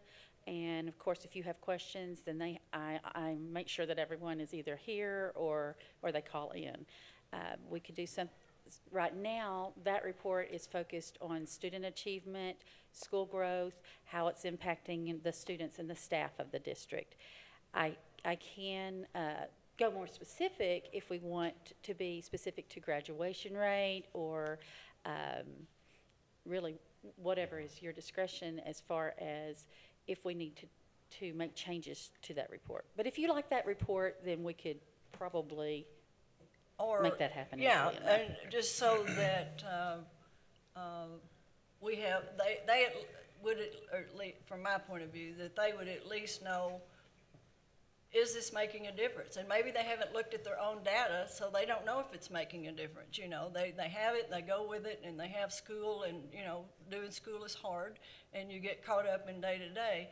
But I need to know, am I voting to grant waivers that in fact are making a difference? I understand the cleanup, and I understand that we don't want to put people on probation or get a citation because the standards have changed. I understand that. But if you can have them understand that when they do those reports, this isn't just fill in the blank, this is saying, yes, I understand you'd like to know pre and post the waiver and pre and post, on those kinds of things, if that's not out of line with what we can do legally. On the 1240 reports, those are voluntary reports Right. that the applicant agrees to give. And I think we could request that as part of that report. When it comes to the open enrollment and district conversion charters, I think you could do something similar when granting the waiver, have it be part of a voluntary reporting. If it was mandated reporting, it may need to come from the charter panel or from you on a review hearing where that was part of your final motion, if that makes sense. So if the charter panel was reviewing, let's say, a teacher licensure waiver, they could request that that reporting be part of the granting of the waiver. And then you could approve that, or if they didn't do that, you could move to review and then add that as a condition of your approval in your review. I don't think you could say today that all schools have to have this report and make it mandatory. I think that would be too far outside of kind of the authority. Commissioner. Yeah, let me see if I can maybe simplify this. What I hear you saying is not a school by school, but as a policy. Is this policy that we've adopted and going on the last several years of granting waivers, is it having a positive, a negative, or no impact? And if we have data, so Dr. Arola's sitting back there, yeah, and I know this kind of take her by surprise, but we also have Dr. Eric Flowers that we brought in house to, this is the kind of thing we want him to do. Good. Okay, so I don't think it's really going after reports and getting reports from the schools or the districts. I'll make sure, and you can confirm this, I think it's the years of data that we now have. Can it be correlated? Can it be analyzed? Can it be determined if we are seeing any type of impact with this policy that's been in place for several years on student achievement? Yes. And I think, yes, I think that, but I do think we have to be careful with this because we obviously, many of these schools get a variety of waivers at the same time, but that I think we now do probably have enough data to do multivariate analyses to see which of these things are really popping in terms of making a difference and which of them are not. And that's you're totally right. I think that's where the state needs to go. I think it's exactly where this board needs to go in these decisions moving forward. And I do think when we see a bunch of waivers updates like this, it does really highlight a big question: has this class size teaching load stuff really mattered? So I can get with Dr. Flowers and the team here and Dr. Arola, because I think together that group can design a study that will give you what you're asking for, hopefully. I mean, with the years of data that we now have, that can help inform where do we go from here. It could be like on reports day? It can be whenever, yeah, I mean, we can, and I don't know the timing of this undertaking, but we can bring that back on a Friday reports day and provide that information. Because when schools come in the future, we need to be able to, when schools come in the future, we need to be able to say to them, I see you're requesting this, but we have 5 or 10 or whatever years of this charter or this other district that has it, and it really isn't making any difference. So is there some reason other than student achievement that you're wanting this waiver? I know that 1240, they don't have to answer our questions, but so far no one's refused to answer the questions that we have. But yes, I'm wanting overall data, not school-specific data. I mean, the overall data will be school, but yes. I would love a report that looked at all these, because we've got that data with all the different kinds of waivers, which of the ones are really mattering. We need a comprehensive report. It can't be piecemeal because we're not going to know if this waiver is really changing the dependent variable or not. We need all those variables. Yeah. Ms. Chambers. No, I love what you just said in this conversation, and I do think it's time. I do think we have enough data that it would help inform a number of other decisions. I do think it'll be a challenge when a number of waivers gone in at the same time to isolate what's impacting or causal. But the other thing that may be a surprise is a combination of things that we wouldn't have even thought to ask will emerge out of the data as this is the sweet spot, and hope we can go at the analysis that way. But really appreciate and applaud the request. Would love to see it. You good, Ms. Sook? Yes. So, Mickey? All that said, I do move that we approve 2 and 3. We need to do them individually. Yeah, we'll need to do them individually, so. Okay. Two. So motion is to approve the waivers for the several dozen districts that were listed in the report. Is there a second? Second. Okay, motion by Ms. Sook, second by Ms. Dean. Is there further discussion on this topic?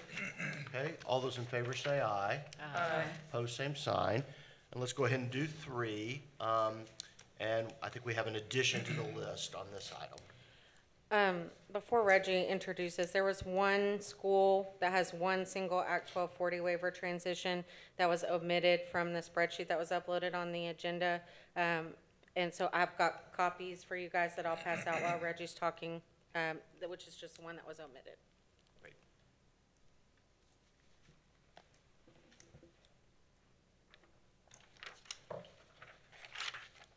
All right, so item 3 on the action agenda for the afternoon is just the Act 1240 class size and teaching load transition waiver. And so we have several attachments in. Mary Claire Hyatt is passing out the final one that was not attached.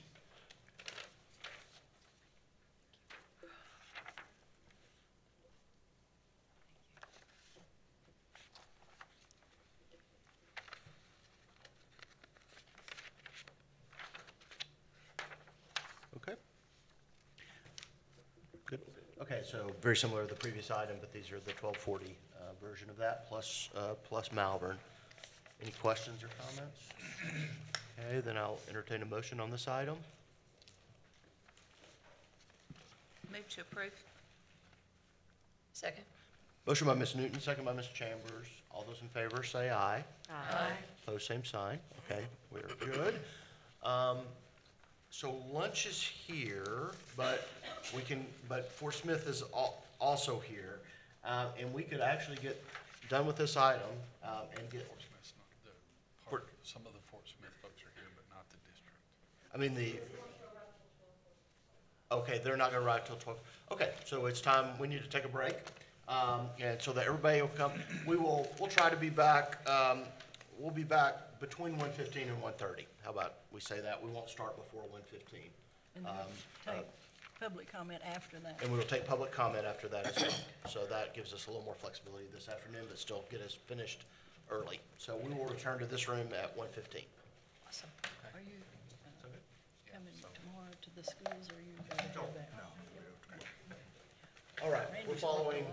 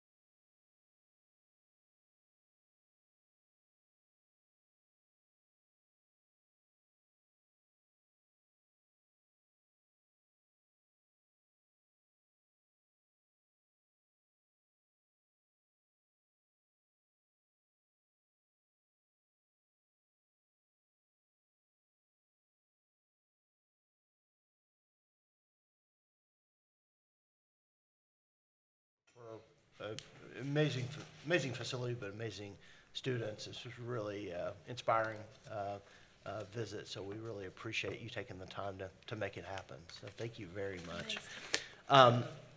Anything that my colleagues would like to add to that? Okay. Dr. Barth, yeah, I do have a comment, and I hope that maybe some of the other districts are listening. The facility here, the technology here is fantastic. But I want to add to that for the districts. You don't have to have all of this to do some of the amazing things that they're doing here. They're turning kids loose and letting them learn. The depth of knowledge that kids are getting here is just unbelievable. They're not just getting that surface knowledge that, you know, sometimes teachers think we've got to get it all covered. They're turning kids loose and letting them learn. And how much they're learning and the depth that they're going to is so great. You know, it comes from teachers having vision and administrators having visions of letting students, let learning be student focused. And so I wish that every district could, you know, send a representative and let them see what's going on, because again, the technology and the building is fantastic, but you know, again, you don't have to have all of this to make it work. But thank you again for letting us come and see what learning for kids could be. Thank you. All right. I made, just to let everybody know where we are, we have one action item left on the agenda, and then we do have some public comment. I made an error this morning on the second item. The consideration of the class size and teaching load rule amendments. That needed to be, it was passed as a motion in favor of that. That was, the proper motion actually would have been to not review. And so that was my mistake. We got it right on number 3, but not on number 2. If there's not objection, I will say my suggestion is for us to have recognized that motion as the proper motion, which was the do not review, which has the same clear intent as the motion that was passed. Is there objection to that? Okay. All right, and I apologize again. Okay, so we are back up to item 1. This is an Act 1240 waiver from the Fort Smith School District. I do want to also note that we do have public comment on this item, not general. It is somebody who signed up today, and so at the proper time, I'll ask for a motion for public comment on that as well. But I'll turn it over to Kelly McLaughlin right now. Thank you. Thank you. Kelly McLaughlin, ADE. Today we do have Fort Smith School District here to ask for waiver for class size and teaching load. Just as a reminder, the school district will have 20 minutes to make their presentation, and for the opposition, they will have that 20 minutes as well, and the district will then have 5 minutes to respond before the Q&A begins. Also, as a reminder, Act 1240 of 2015 allows a school district to petition the State Board of Education for all or some of the waivers that are granted to an open enrollment public charter school that serve those students who reside in their school district. We do have representatives of the Fort Smith School District here to appear before you for these waivers. Their 90 days will expire on May 14th, 2019, and they have requested for 5 years, so that would be ending on June 30th, 2024. You will want to swear in the following. We have Mr. Martin Mahan, Assistant Superintendent, Dr. Darbo, Professor and Dean of the UAFS College of Science, Technology, Engineering, and Math, Dr. Monica Riles, Interim Dean of the UAFS College of Education, and Ron Orick, Executive Director of the UAFS Babb Center for Student Professional Development. All right, great. So if everybody who plans to testify, if you could stand and raise your right hand, assuming you're not an attorney. Do you swear or affirm that the testimony you're about to give shall be the truth, the whole truth, and nothing but the truth? All right. Then as you heard, you have up to 20 minutes to make your presentation.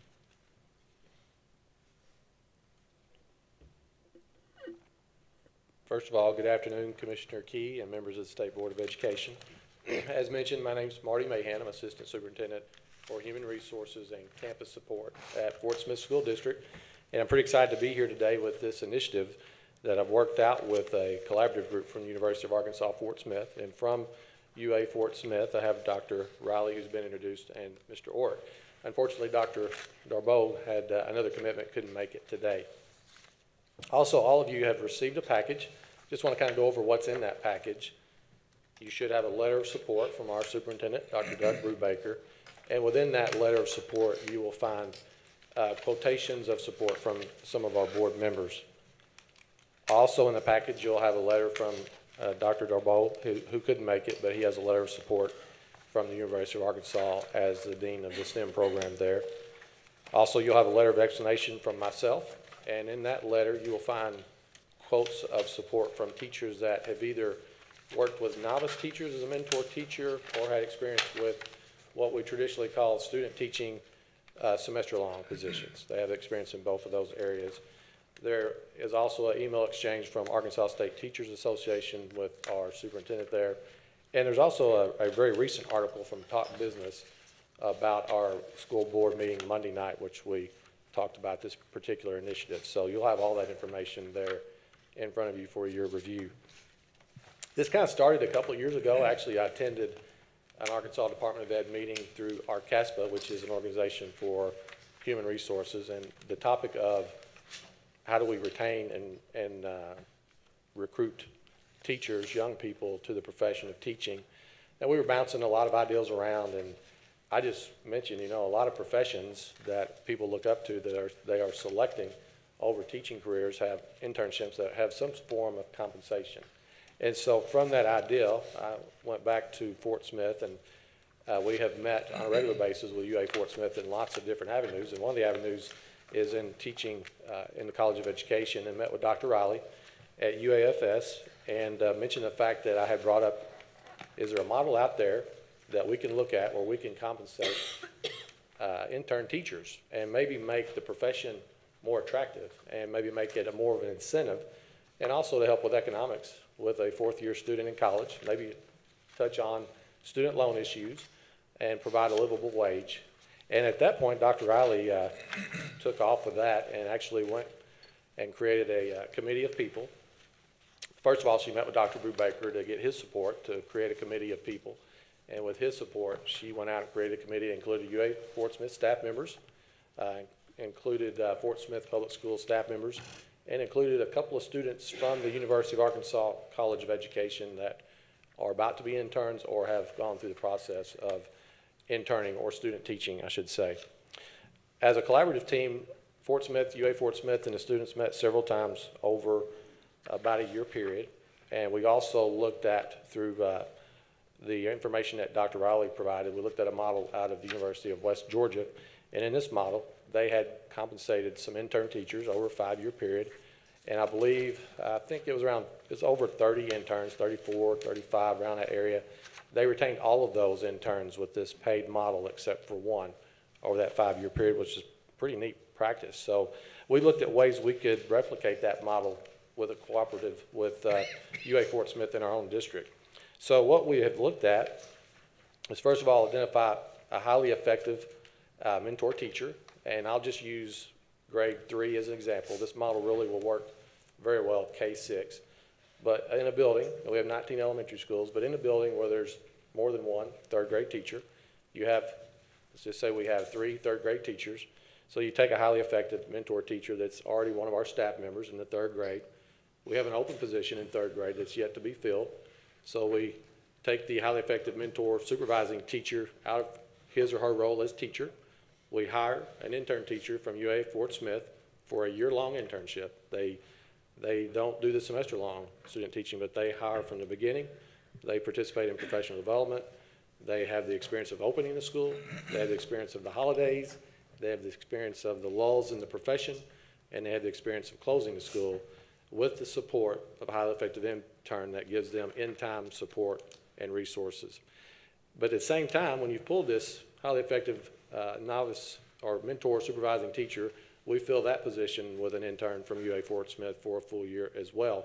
So you have a highly effective teacher that has extended their reach to 2 classrooms, 2 sets of third grade students, and also 2 intern teachers for a full year, and in the hopes that this extension will affect student learning at a higher level because you have a highly effective supervising teacher there influencing, co-teaching, model teaching, providing critical feedback, providing reflective practice, looking at the end of the day, say what could we do differently, what really went well, what didn't go well, in time on that day. And so the impact would be exponential for the students in the classroom and for the teachers that are learning the trade. And so with this model, the intern teachers, 2 of them, would both earn 50% of a first-year salary. They would get access to benefits. They get access to Arkansas teacher retirement. And they would have a year of experience to go toward their first teaching position on the salary schedule. And the intern would be oversaw by again, a highly effective supervising teacher. They would also be a beneficiary of a stipend. Now, the waiver is in place because one of the things that we do every year is we get cycle reports on a continual basis to the Arkansas Department of Ed site, and we get flagged or cited for someone that goes over the allowed amount of students in a class. We can't assign these students to the intern teachers because they are not licensed and they do not have their bachelor's degree. There's other pathways with a degree that they could get a provisional license, but not in this model. So we would assign those students to the mentor and supervising teacher. And so when it does show up on a cycle as an issue or citation, we would reconcile it with the waiver showing we have permission, we have a waiver specifically for this pilot research-based practice. And that would be submitted to reconcile that issue. So that is the rationale for this request. Now, what would we hope to have happen through this process? Certainly want to enhance and extend the reach of the highly effective mentor teacher that supervises the 2 interns and also has an effect on the classroom instruction itself. Allow student interns to truly be immersed in learning. I know that was mentioned even in this setting, in this particular school. You see that full immersion in the learning practice, and we'd like to replicate that with student teaching interns for a full year. Allow student interns to experience all aspects of teaching. The current model of student teaching is a semester long. You know, you observe for 6, 8, 10 weeks, and you might get 6 or 10 sessions of teaching, and then you roll out to a full-time position the next year. Traditionally, and I'm just using the word traditionally, there's a struggle with classroom management. There's a dip in October where you decide as a teacher, do I really want to do this? And so you don't have that support. You don't have that support that's right there in the classroom with you. You don't have that in-time support, and there's a higher likelihood we would lose that person. So that would be one of the aspects as well. We also want to create a student intern system in which support is provided again at the point of need. Support student interns at the point of need with the UA Fort Smith staff that will be there to support, the mentor teacher that will be there to support, the Fort Smith Public Schools Professional Development Department that would support, and then the colleagues in the building. Our elementary schools have fabulous teachers, and they're going to be there to support and attend professional development, be in PLCs, collaborate, and grow. And then finally, we definitely want to improve teacher retention above all, and also teacher recruitment. So the waiver that you have in front of you, the request allows us to pilot this program next year over a 5-year period. It allows us to provide a highly effective mentor supervising teacher to be the teacher of record for 2 classes. It also gives us the opportunity to look at the research and study this over a year-long process and see what is good, what needs to be tweaked, what needs to be adjusted, and make those adjustments as you would with any pilot. And selfishly, myself, I really would like to see this be a model for teaching across the state. I'm just so impressed with the UA Fort Smith's ability to embed a semester of college courses in the actual field experience so that the student adds that to their full year internship experience. There's not an additional amount. It's embedded. It's a pretty neat, innovative practice. And with that, I would like for Dr. Riley to come up as well to talk about this initiative and this proposal from the UA Fort Smith perspective. Thank you. I am Monica Riley. I'm the Interim Executive Director for the School of Education at UA Fort Smith. And I want to talk to you from the PowerPoint that you have in front of you. I'm just going to point out a couple of pages to you. If you will look at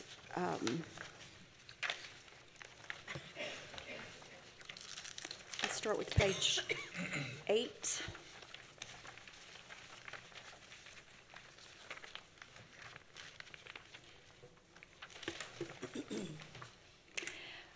Dr. Mahan talked a little bit about the benefits of this program. I would tell you that for UA Fort Smith, the benefits of this program is the competitiveness that will be embedded within this program, because we will limit it to 2 this first year, 2 interns that are able to do this. And I believe that will raise the bar for all of our interns, for all of our students to move forward. And then at the university, the students will be able to come to the table more prepared as they move into the field. UAFS will report to ADE each year after we do this, report the results of it. It is my intent to be in touch with those, as the executive director, to be in touch with those students on a regular basis so that I'm collecting the data that I need to monitor the success of the program. If you flip over then to page 10, we'll talk about the requirements of the teacher candidates. They will have had to have passed all of their licensure exams before they're able to do this. So they will be ready just like they would to walk into their internship. They will have passed all those exams. They will have completed all of the courses that they need to be proficient in the science of reading. We have those science of reading standards embedded in our courses, have had for a long time, and are quite successful around the science of reading at UA Fort Smith, which is, I know, is a concern right now. Actually, we have, for the first round of data for the 17-18 year, we had a 94% pass rate on the science of reading exam, and actually 100% of the students have passed, because the one that didn't pass went back and retook and passed. So we feel pretty confident that our candidates would be able to do what they need to do in a classroom around the science of reading. And I just feel like with this model that we are preparing the best teachers that we can prepare. The 2 interns will be our top interns, and they will actually be interviewed by us before we allow them to be interviewed by the school district, and then they would be interviewed by the school district and hired at that point.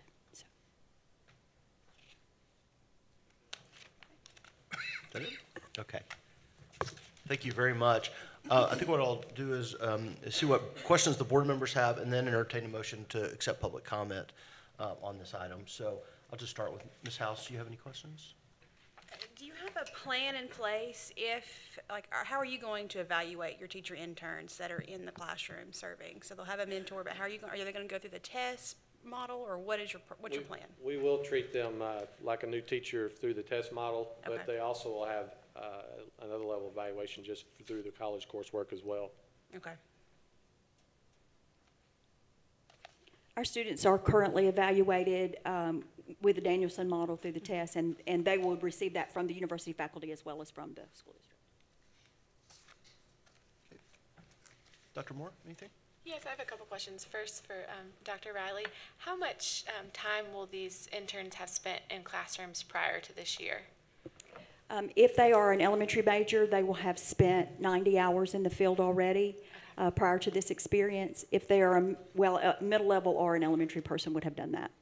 And will they have an advisor or an instructor from UAFS also working with them during this year? Yes, currently in the model that we have with just our regular internship, the students have 5 students are assigned to a faculty member, and that faculty member evaluates them. These 2 students would be a part of a 5 group and would have that university supervisor. In addition, what the interns generally don't have is my touch, and I would be involved in this highly, especially during this pilot year. Yeah, that's great. So the first year would be to have 2 teachers. What would be sort of the rollout after that? We would have to assess it this first year at the end of the year to see where we're at. Logistically speaking, over 5 years, you would hope to have at least, if it was very successful, add 1 maybe per year. But logistically speaking, I think we might max out at 4 highly effective mentor teachers with opening positions. It really all depends on the open positions. It depends on the grade level configuration. Is it in a position where there's more than 1 teacher? Because some of our elementaries are smaller than others. Is it the right fit? And if it is, we'll take advantage of that if we see success. But I do not see us ever having more than 4 mentor supervising teachers. And I would also add, this is the rationale explains that this waiver is specific to this pilot program. Any changes or adjustments would be required in different waiver. This is only for us to pilot this research-based program. Is there a conversation about doing it at the secondary level or just the elementary level? That is a conversation that we want to have. The reason for starting with the elementary and the middle level programs, students in the elementary and middle level program, by the time that they get to that semester before their internship, they are in pedagogy classes. Secondary folks are still in content area courses, so it would take a lot of revision of the program in order to get there, but certainly that is a conversation on the table. Okay, thank you for answering the question. Ms. Newton, anything? So right now, you're only looking at Fort Smith.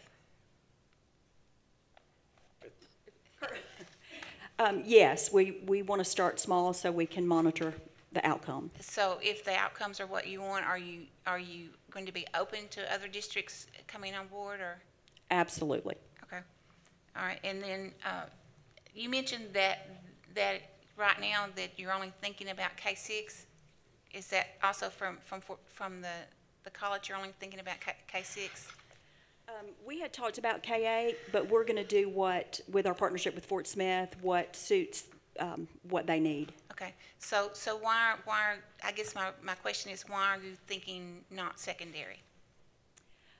Again, currently the secondary classes that the students take prior to internship, that semester before internship, they're still in content area classes. Okay. K-8 folks are in pedagogy classes, which makes a huge difference in what we're able to embed. Okay. There is a conversation with the secondary, but it will take program revision to get there, and so we're just kind of holding on and having those conversations as we roll this out. So right now, this would only be at most K-8? Yes. Okay. And then you mentioned the mentor pay. The mentor is going to get the regular classroom pay and then also a stipend above that? Yes, we will look at a stipend above that. We pay mentors an additional amount currently, but we would pay a stipend for this particular program for the fact that they will be the teacher record for 2 classes, and of course they'll be mentoring 2 different teachers.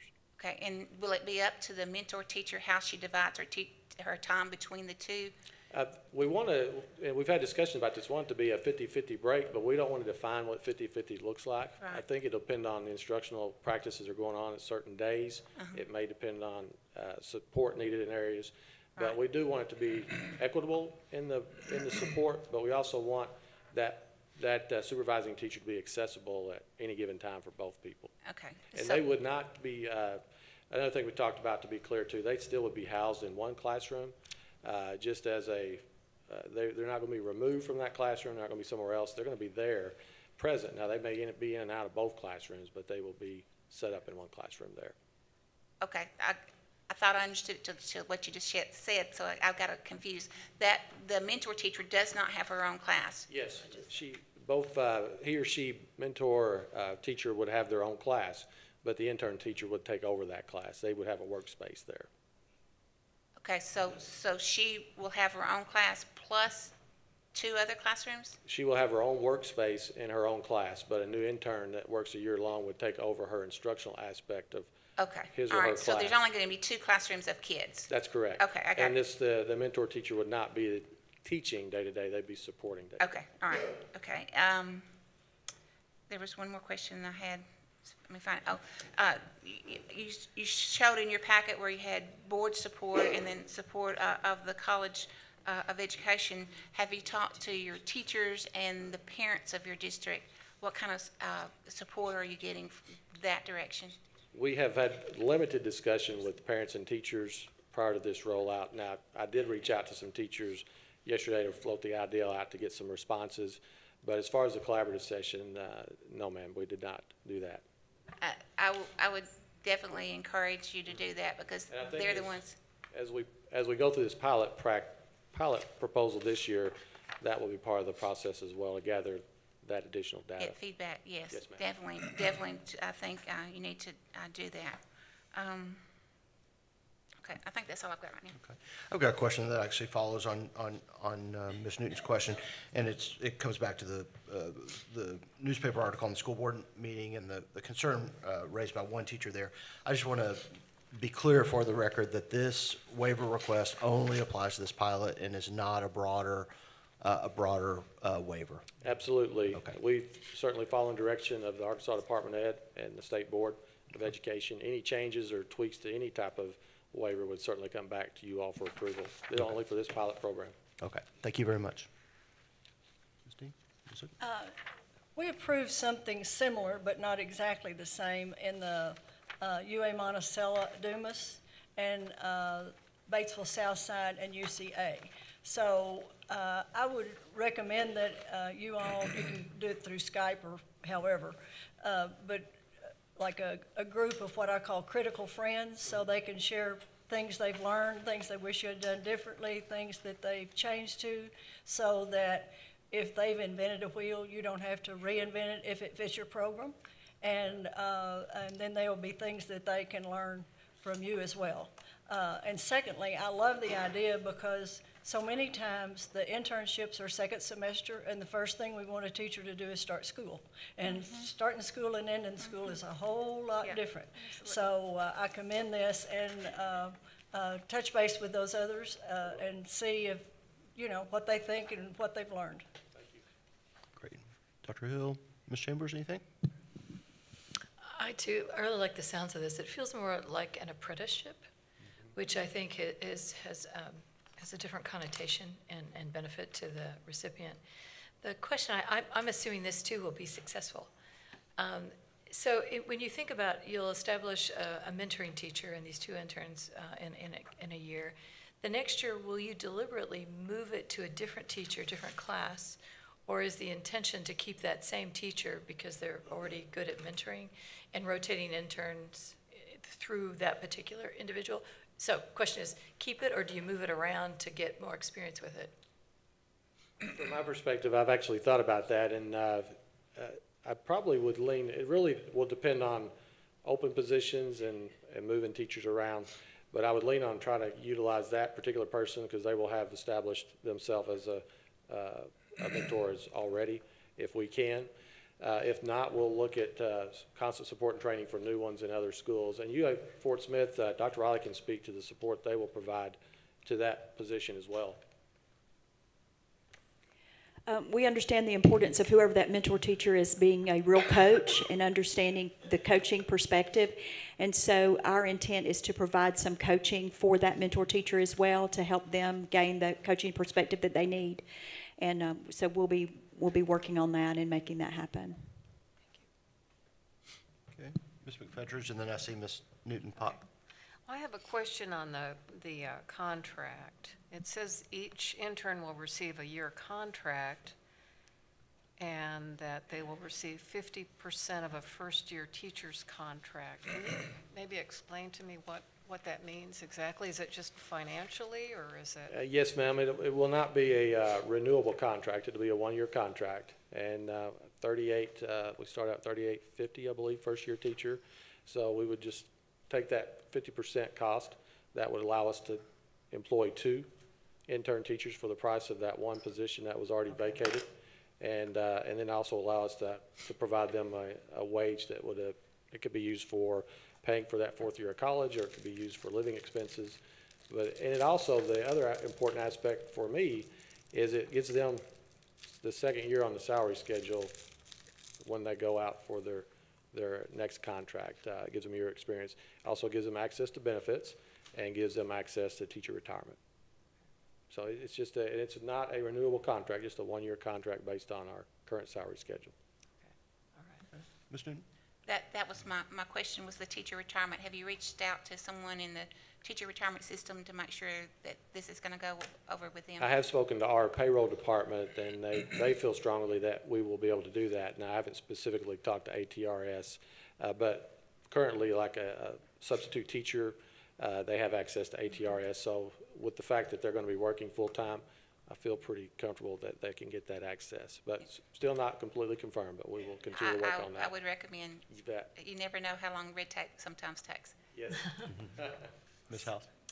Yeah, just as a classroom teacher and as someone who is overseeing many student interns, I love this idea. I love the idea that I could lead within my classroom. I'm not completely taken out of it. But I would strongly encourage you to provide some additional training to these teachers, because mentoring an intern for a few weeks or a few lessons doesn't look like mentoring a teacher full-time.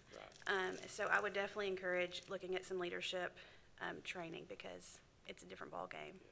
But I'm excited about this idea. I think it's innovative and it's interesting. Thank you. Great. Great. If there, thank you all. Thank you. If there are no further questions, I would entertain a motion to accept public comment on this item. Is there a second? Second. Okay. Motion by Ms. Dean, second by Ms. Chambers. All in favor say aye. Aye. Opposed, same sign. Okay, great. And Danella Smither has signed up for public comment on this. And Smither, is that correct? All right, great. You have up to 3 minutes. Thank you very much for being here. Thank you for having me. My name is Donnella Smither, and I am a new teacher to the Fort Smith School District. I'm not a new public school teacher. I have 27 years of experience, but I'm new to the Fort Smith School District. And I'm also a member of the Fort Smith Education Association. You may remember that the president of FSEA spoke in front of you all last December when our administration applied for a waiver to take the PPC election process away from the professional educators. If you'll recall, during that time, FSEA came to you to represent a large number of concerned teachers who felt as if their voices were not being considered in the decision-making process. On that day, FSEA brought you over 50 letters signed by FSPS employees articulating their apprehension towards being excluded from an important school district decision. One of those letters was mine. I've never done anything like this before, but I have become so concerned that I come to you today to give a platform to educators who feel dismissed and disregarded while the administration continues to make unilateral decisions without their input. Last Thursday, educators of Fort Smith discovered that their administration was applying for a waiver on class size and class load, not through communication from the administration, but instead through the posting of upcoming business on the ADE website. Concern spread quickly among Fort Smith educators because no one appeared to know anything behind the waiver and how it would affect the district. After reading through the district's rationale for the waiver, I could not find any connection between the waiver and the given rationale. FSEA contacted the board for some clarity, but have received no contact since then. The final page of every waiver request form gives a list of suggested procedures to be followed by the district. The latter half reads as follows: discuss the transparency of the process and methods used for garnering support for the waivers. Efforts included methods, times, dates, places for notifying and including all stakeholders: students, teachers, other staff, parents, community members, school board, board resolutions. Feedback received from stakeholders and how it was and will be used in the district plan. I do not know of any students, teachers, parents, or community members who have been educated or informed on this process. I found no notifications of meetings or town halls. I cannot find in the school board minutes where it was discussed and resolved to purpose. I'm not here to argue for or against the waiver, and I'm not here to argue whether that's a good program, because we all know that it is. I've student taught, I understand, and I think it's a great program. I just want to make sure that we're doing and making the right decisions in the process. I'm here to give all teachers in our district a voice. Thank you very much for your time. Thank you, Ms. Smither. Thank you very, very much. Appreciate that. And I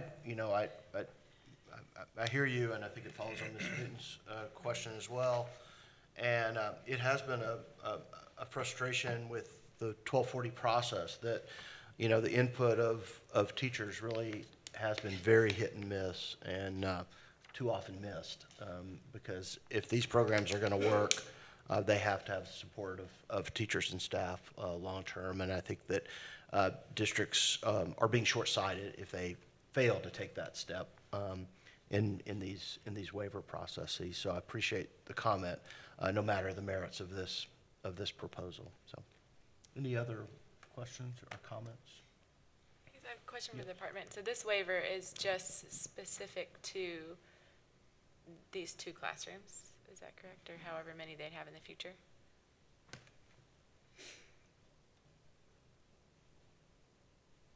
Mary Claire Hyatt, Arkansas Department of Education. It's specific to the program. So based on what they're saying today, if they only have the 2 classrooms, it would just apply to the classrooms in the program. And the reason it's this waiver, the class size and teaching load waiver, as he explained, is because the teacher of record will still be the licensed teacher that's kind of overseeing both classrooms. So it's not that one classroom in and of itself really would exceed, but it's that is the teacher of record for both classrooms. Okay, thank you. All right. Additional comments, questions? Okay. Y'all ready? I would entertain a motion on this waiver, proper motion to approve or disapprove, as presented.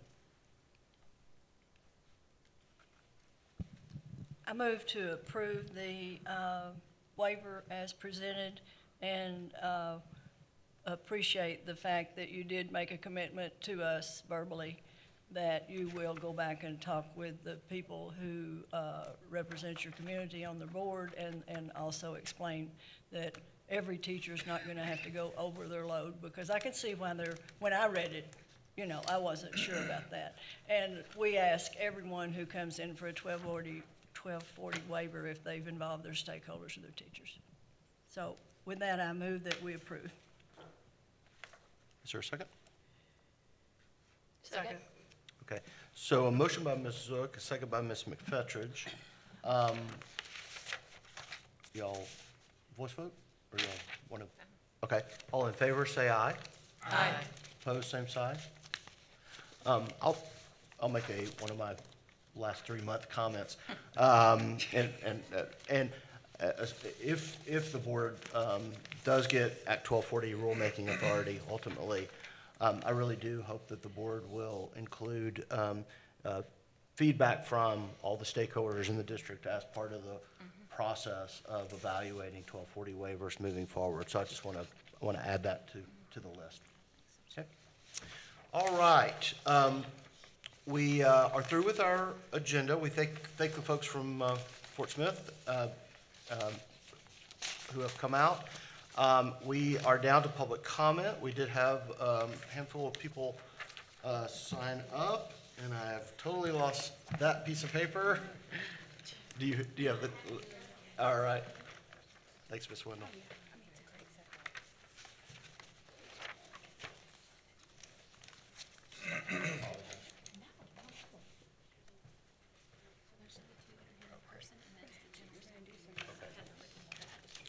Okay. First off, note that Mr. Gary All had written public comment, and you should have received that earlier. So that was one of the 3. Gabriel Kinghorn. Gabriel Kinghorn. Okay. Kelly Houses. Okay. Going, gone. Okay. Our public comment isn't here. Is there any? There were some ladies that walked out with the lady who did speak. I wonder if that was one of the people. I don't know. They are not here now. I don't recognize them. Okay. It was not. Okay. Did you have anything? Okay. We are at the end of our agenda, and so I would entertain a motion to adjourn. So to adjourn. Okay. Motion by Ms. Chambers, second by Ms. Dean. All in favor, say aye. Aye. And again, thank you for a great meeting space here and a great day. And the board has a long day tomorrow, starting at 8 a.m. But we'll see you at dinner tonight. That's good. All right. Thanks. Joe. Yes.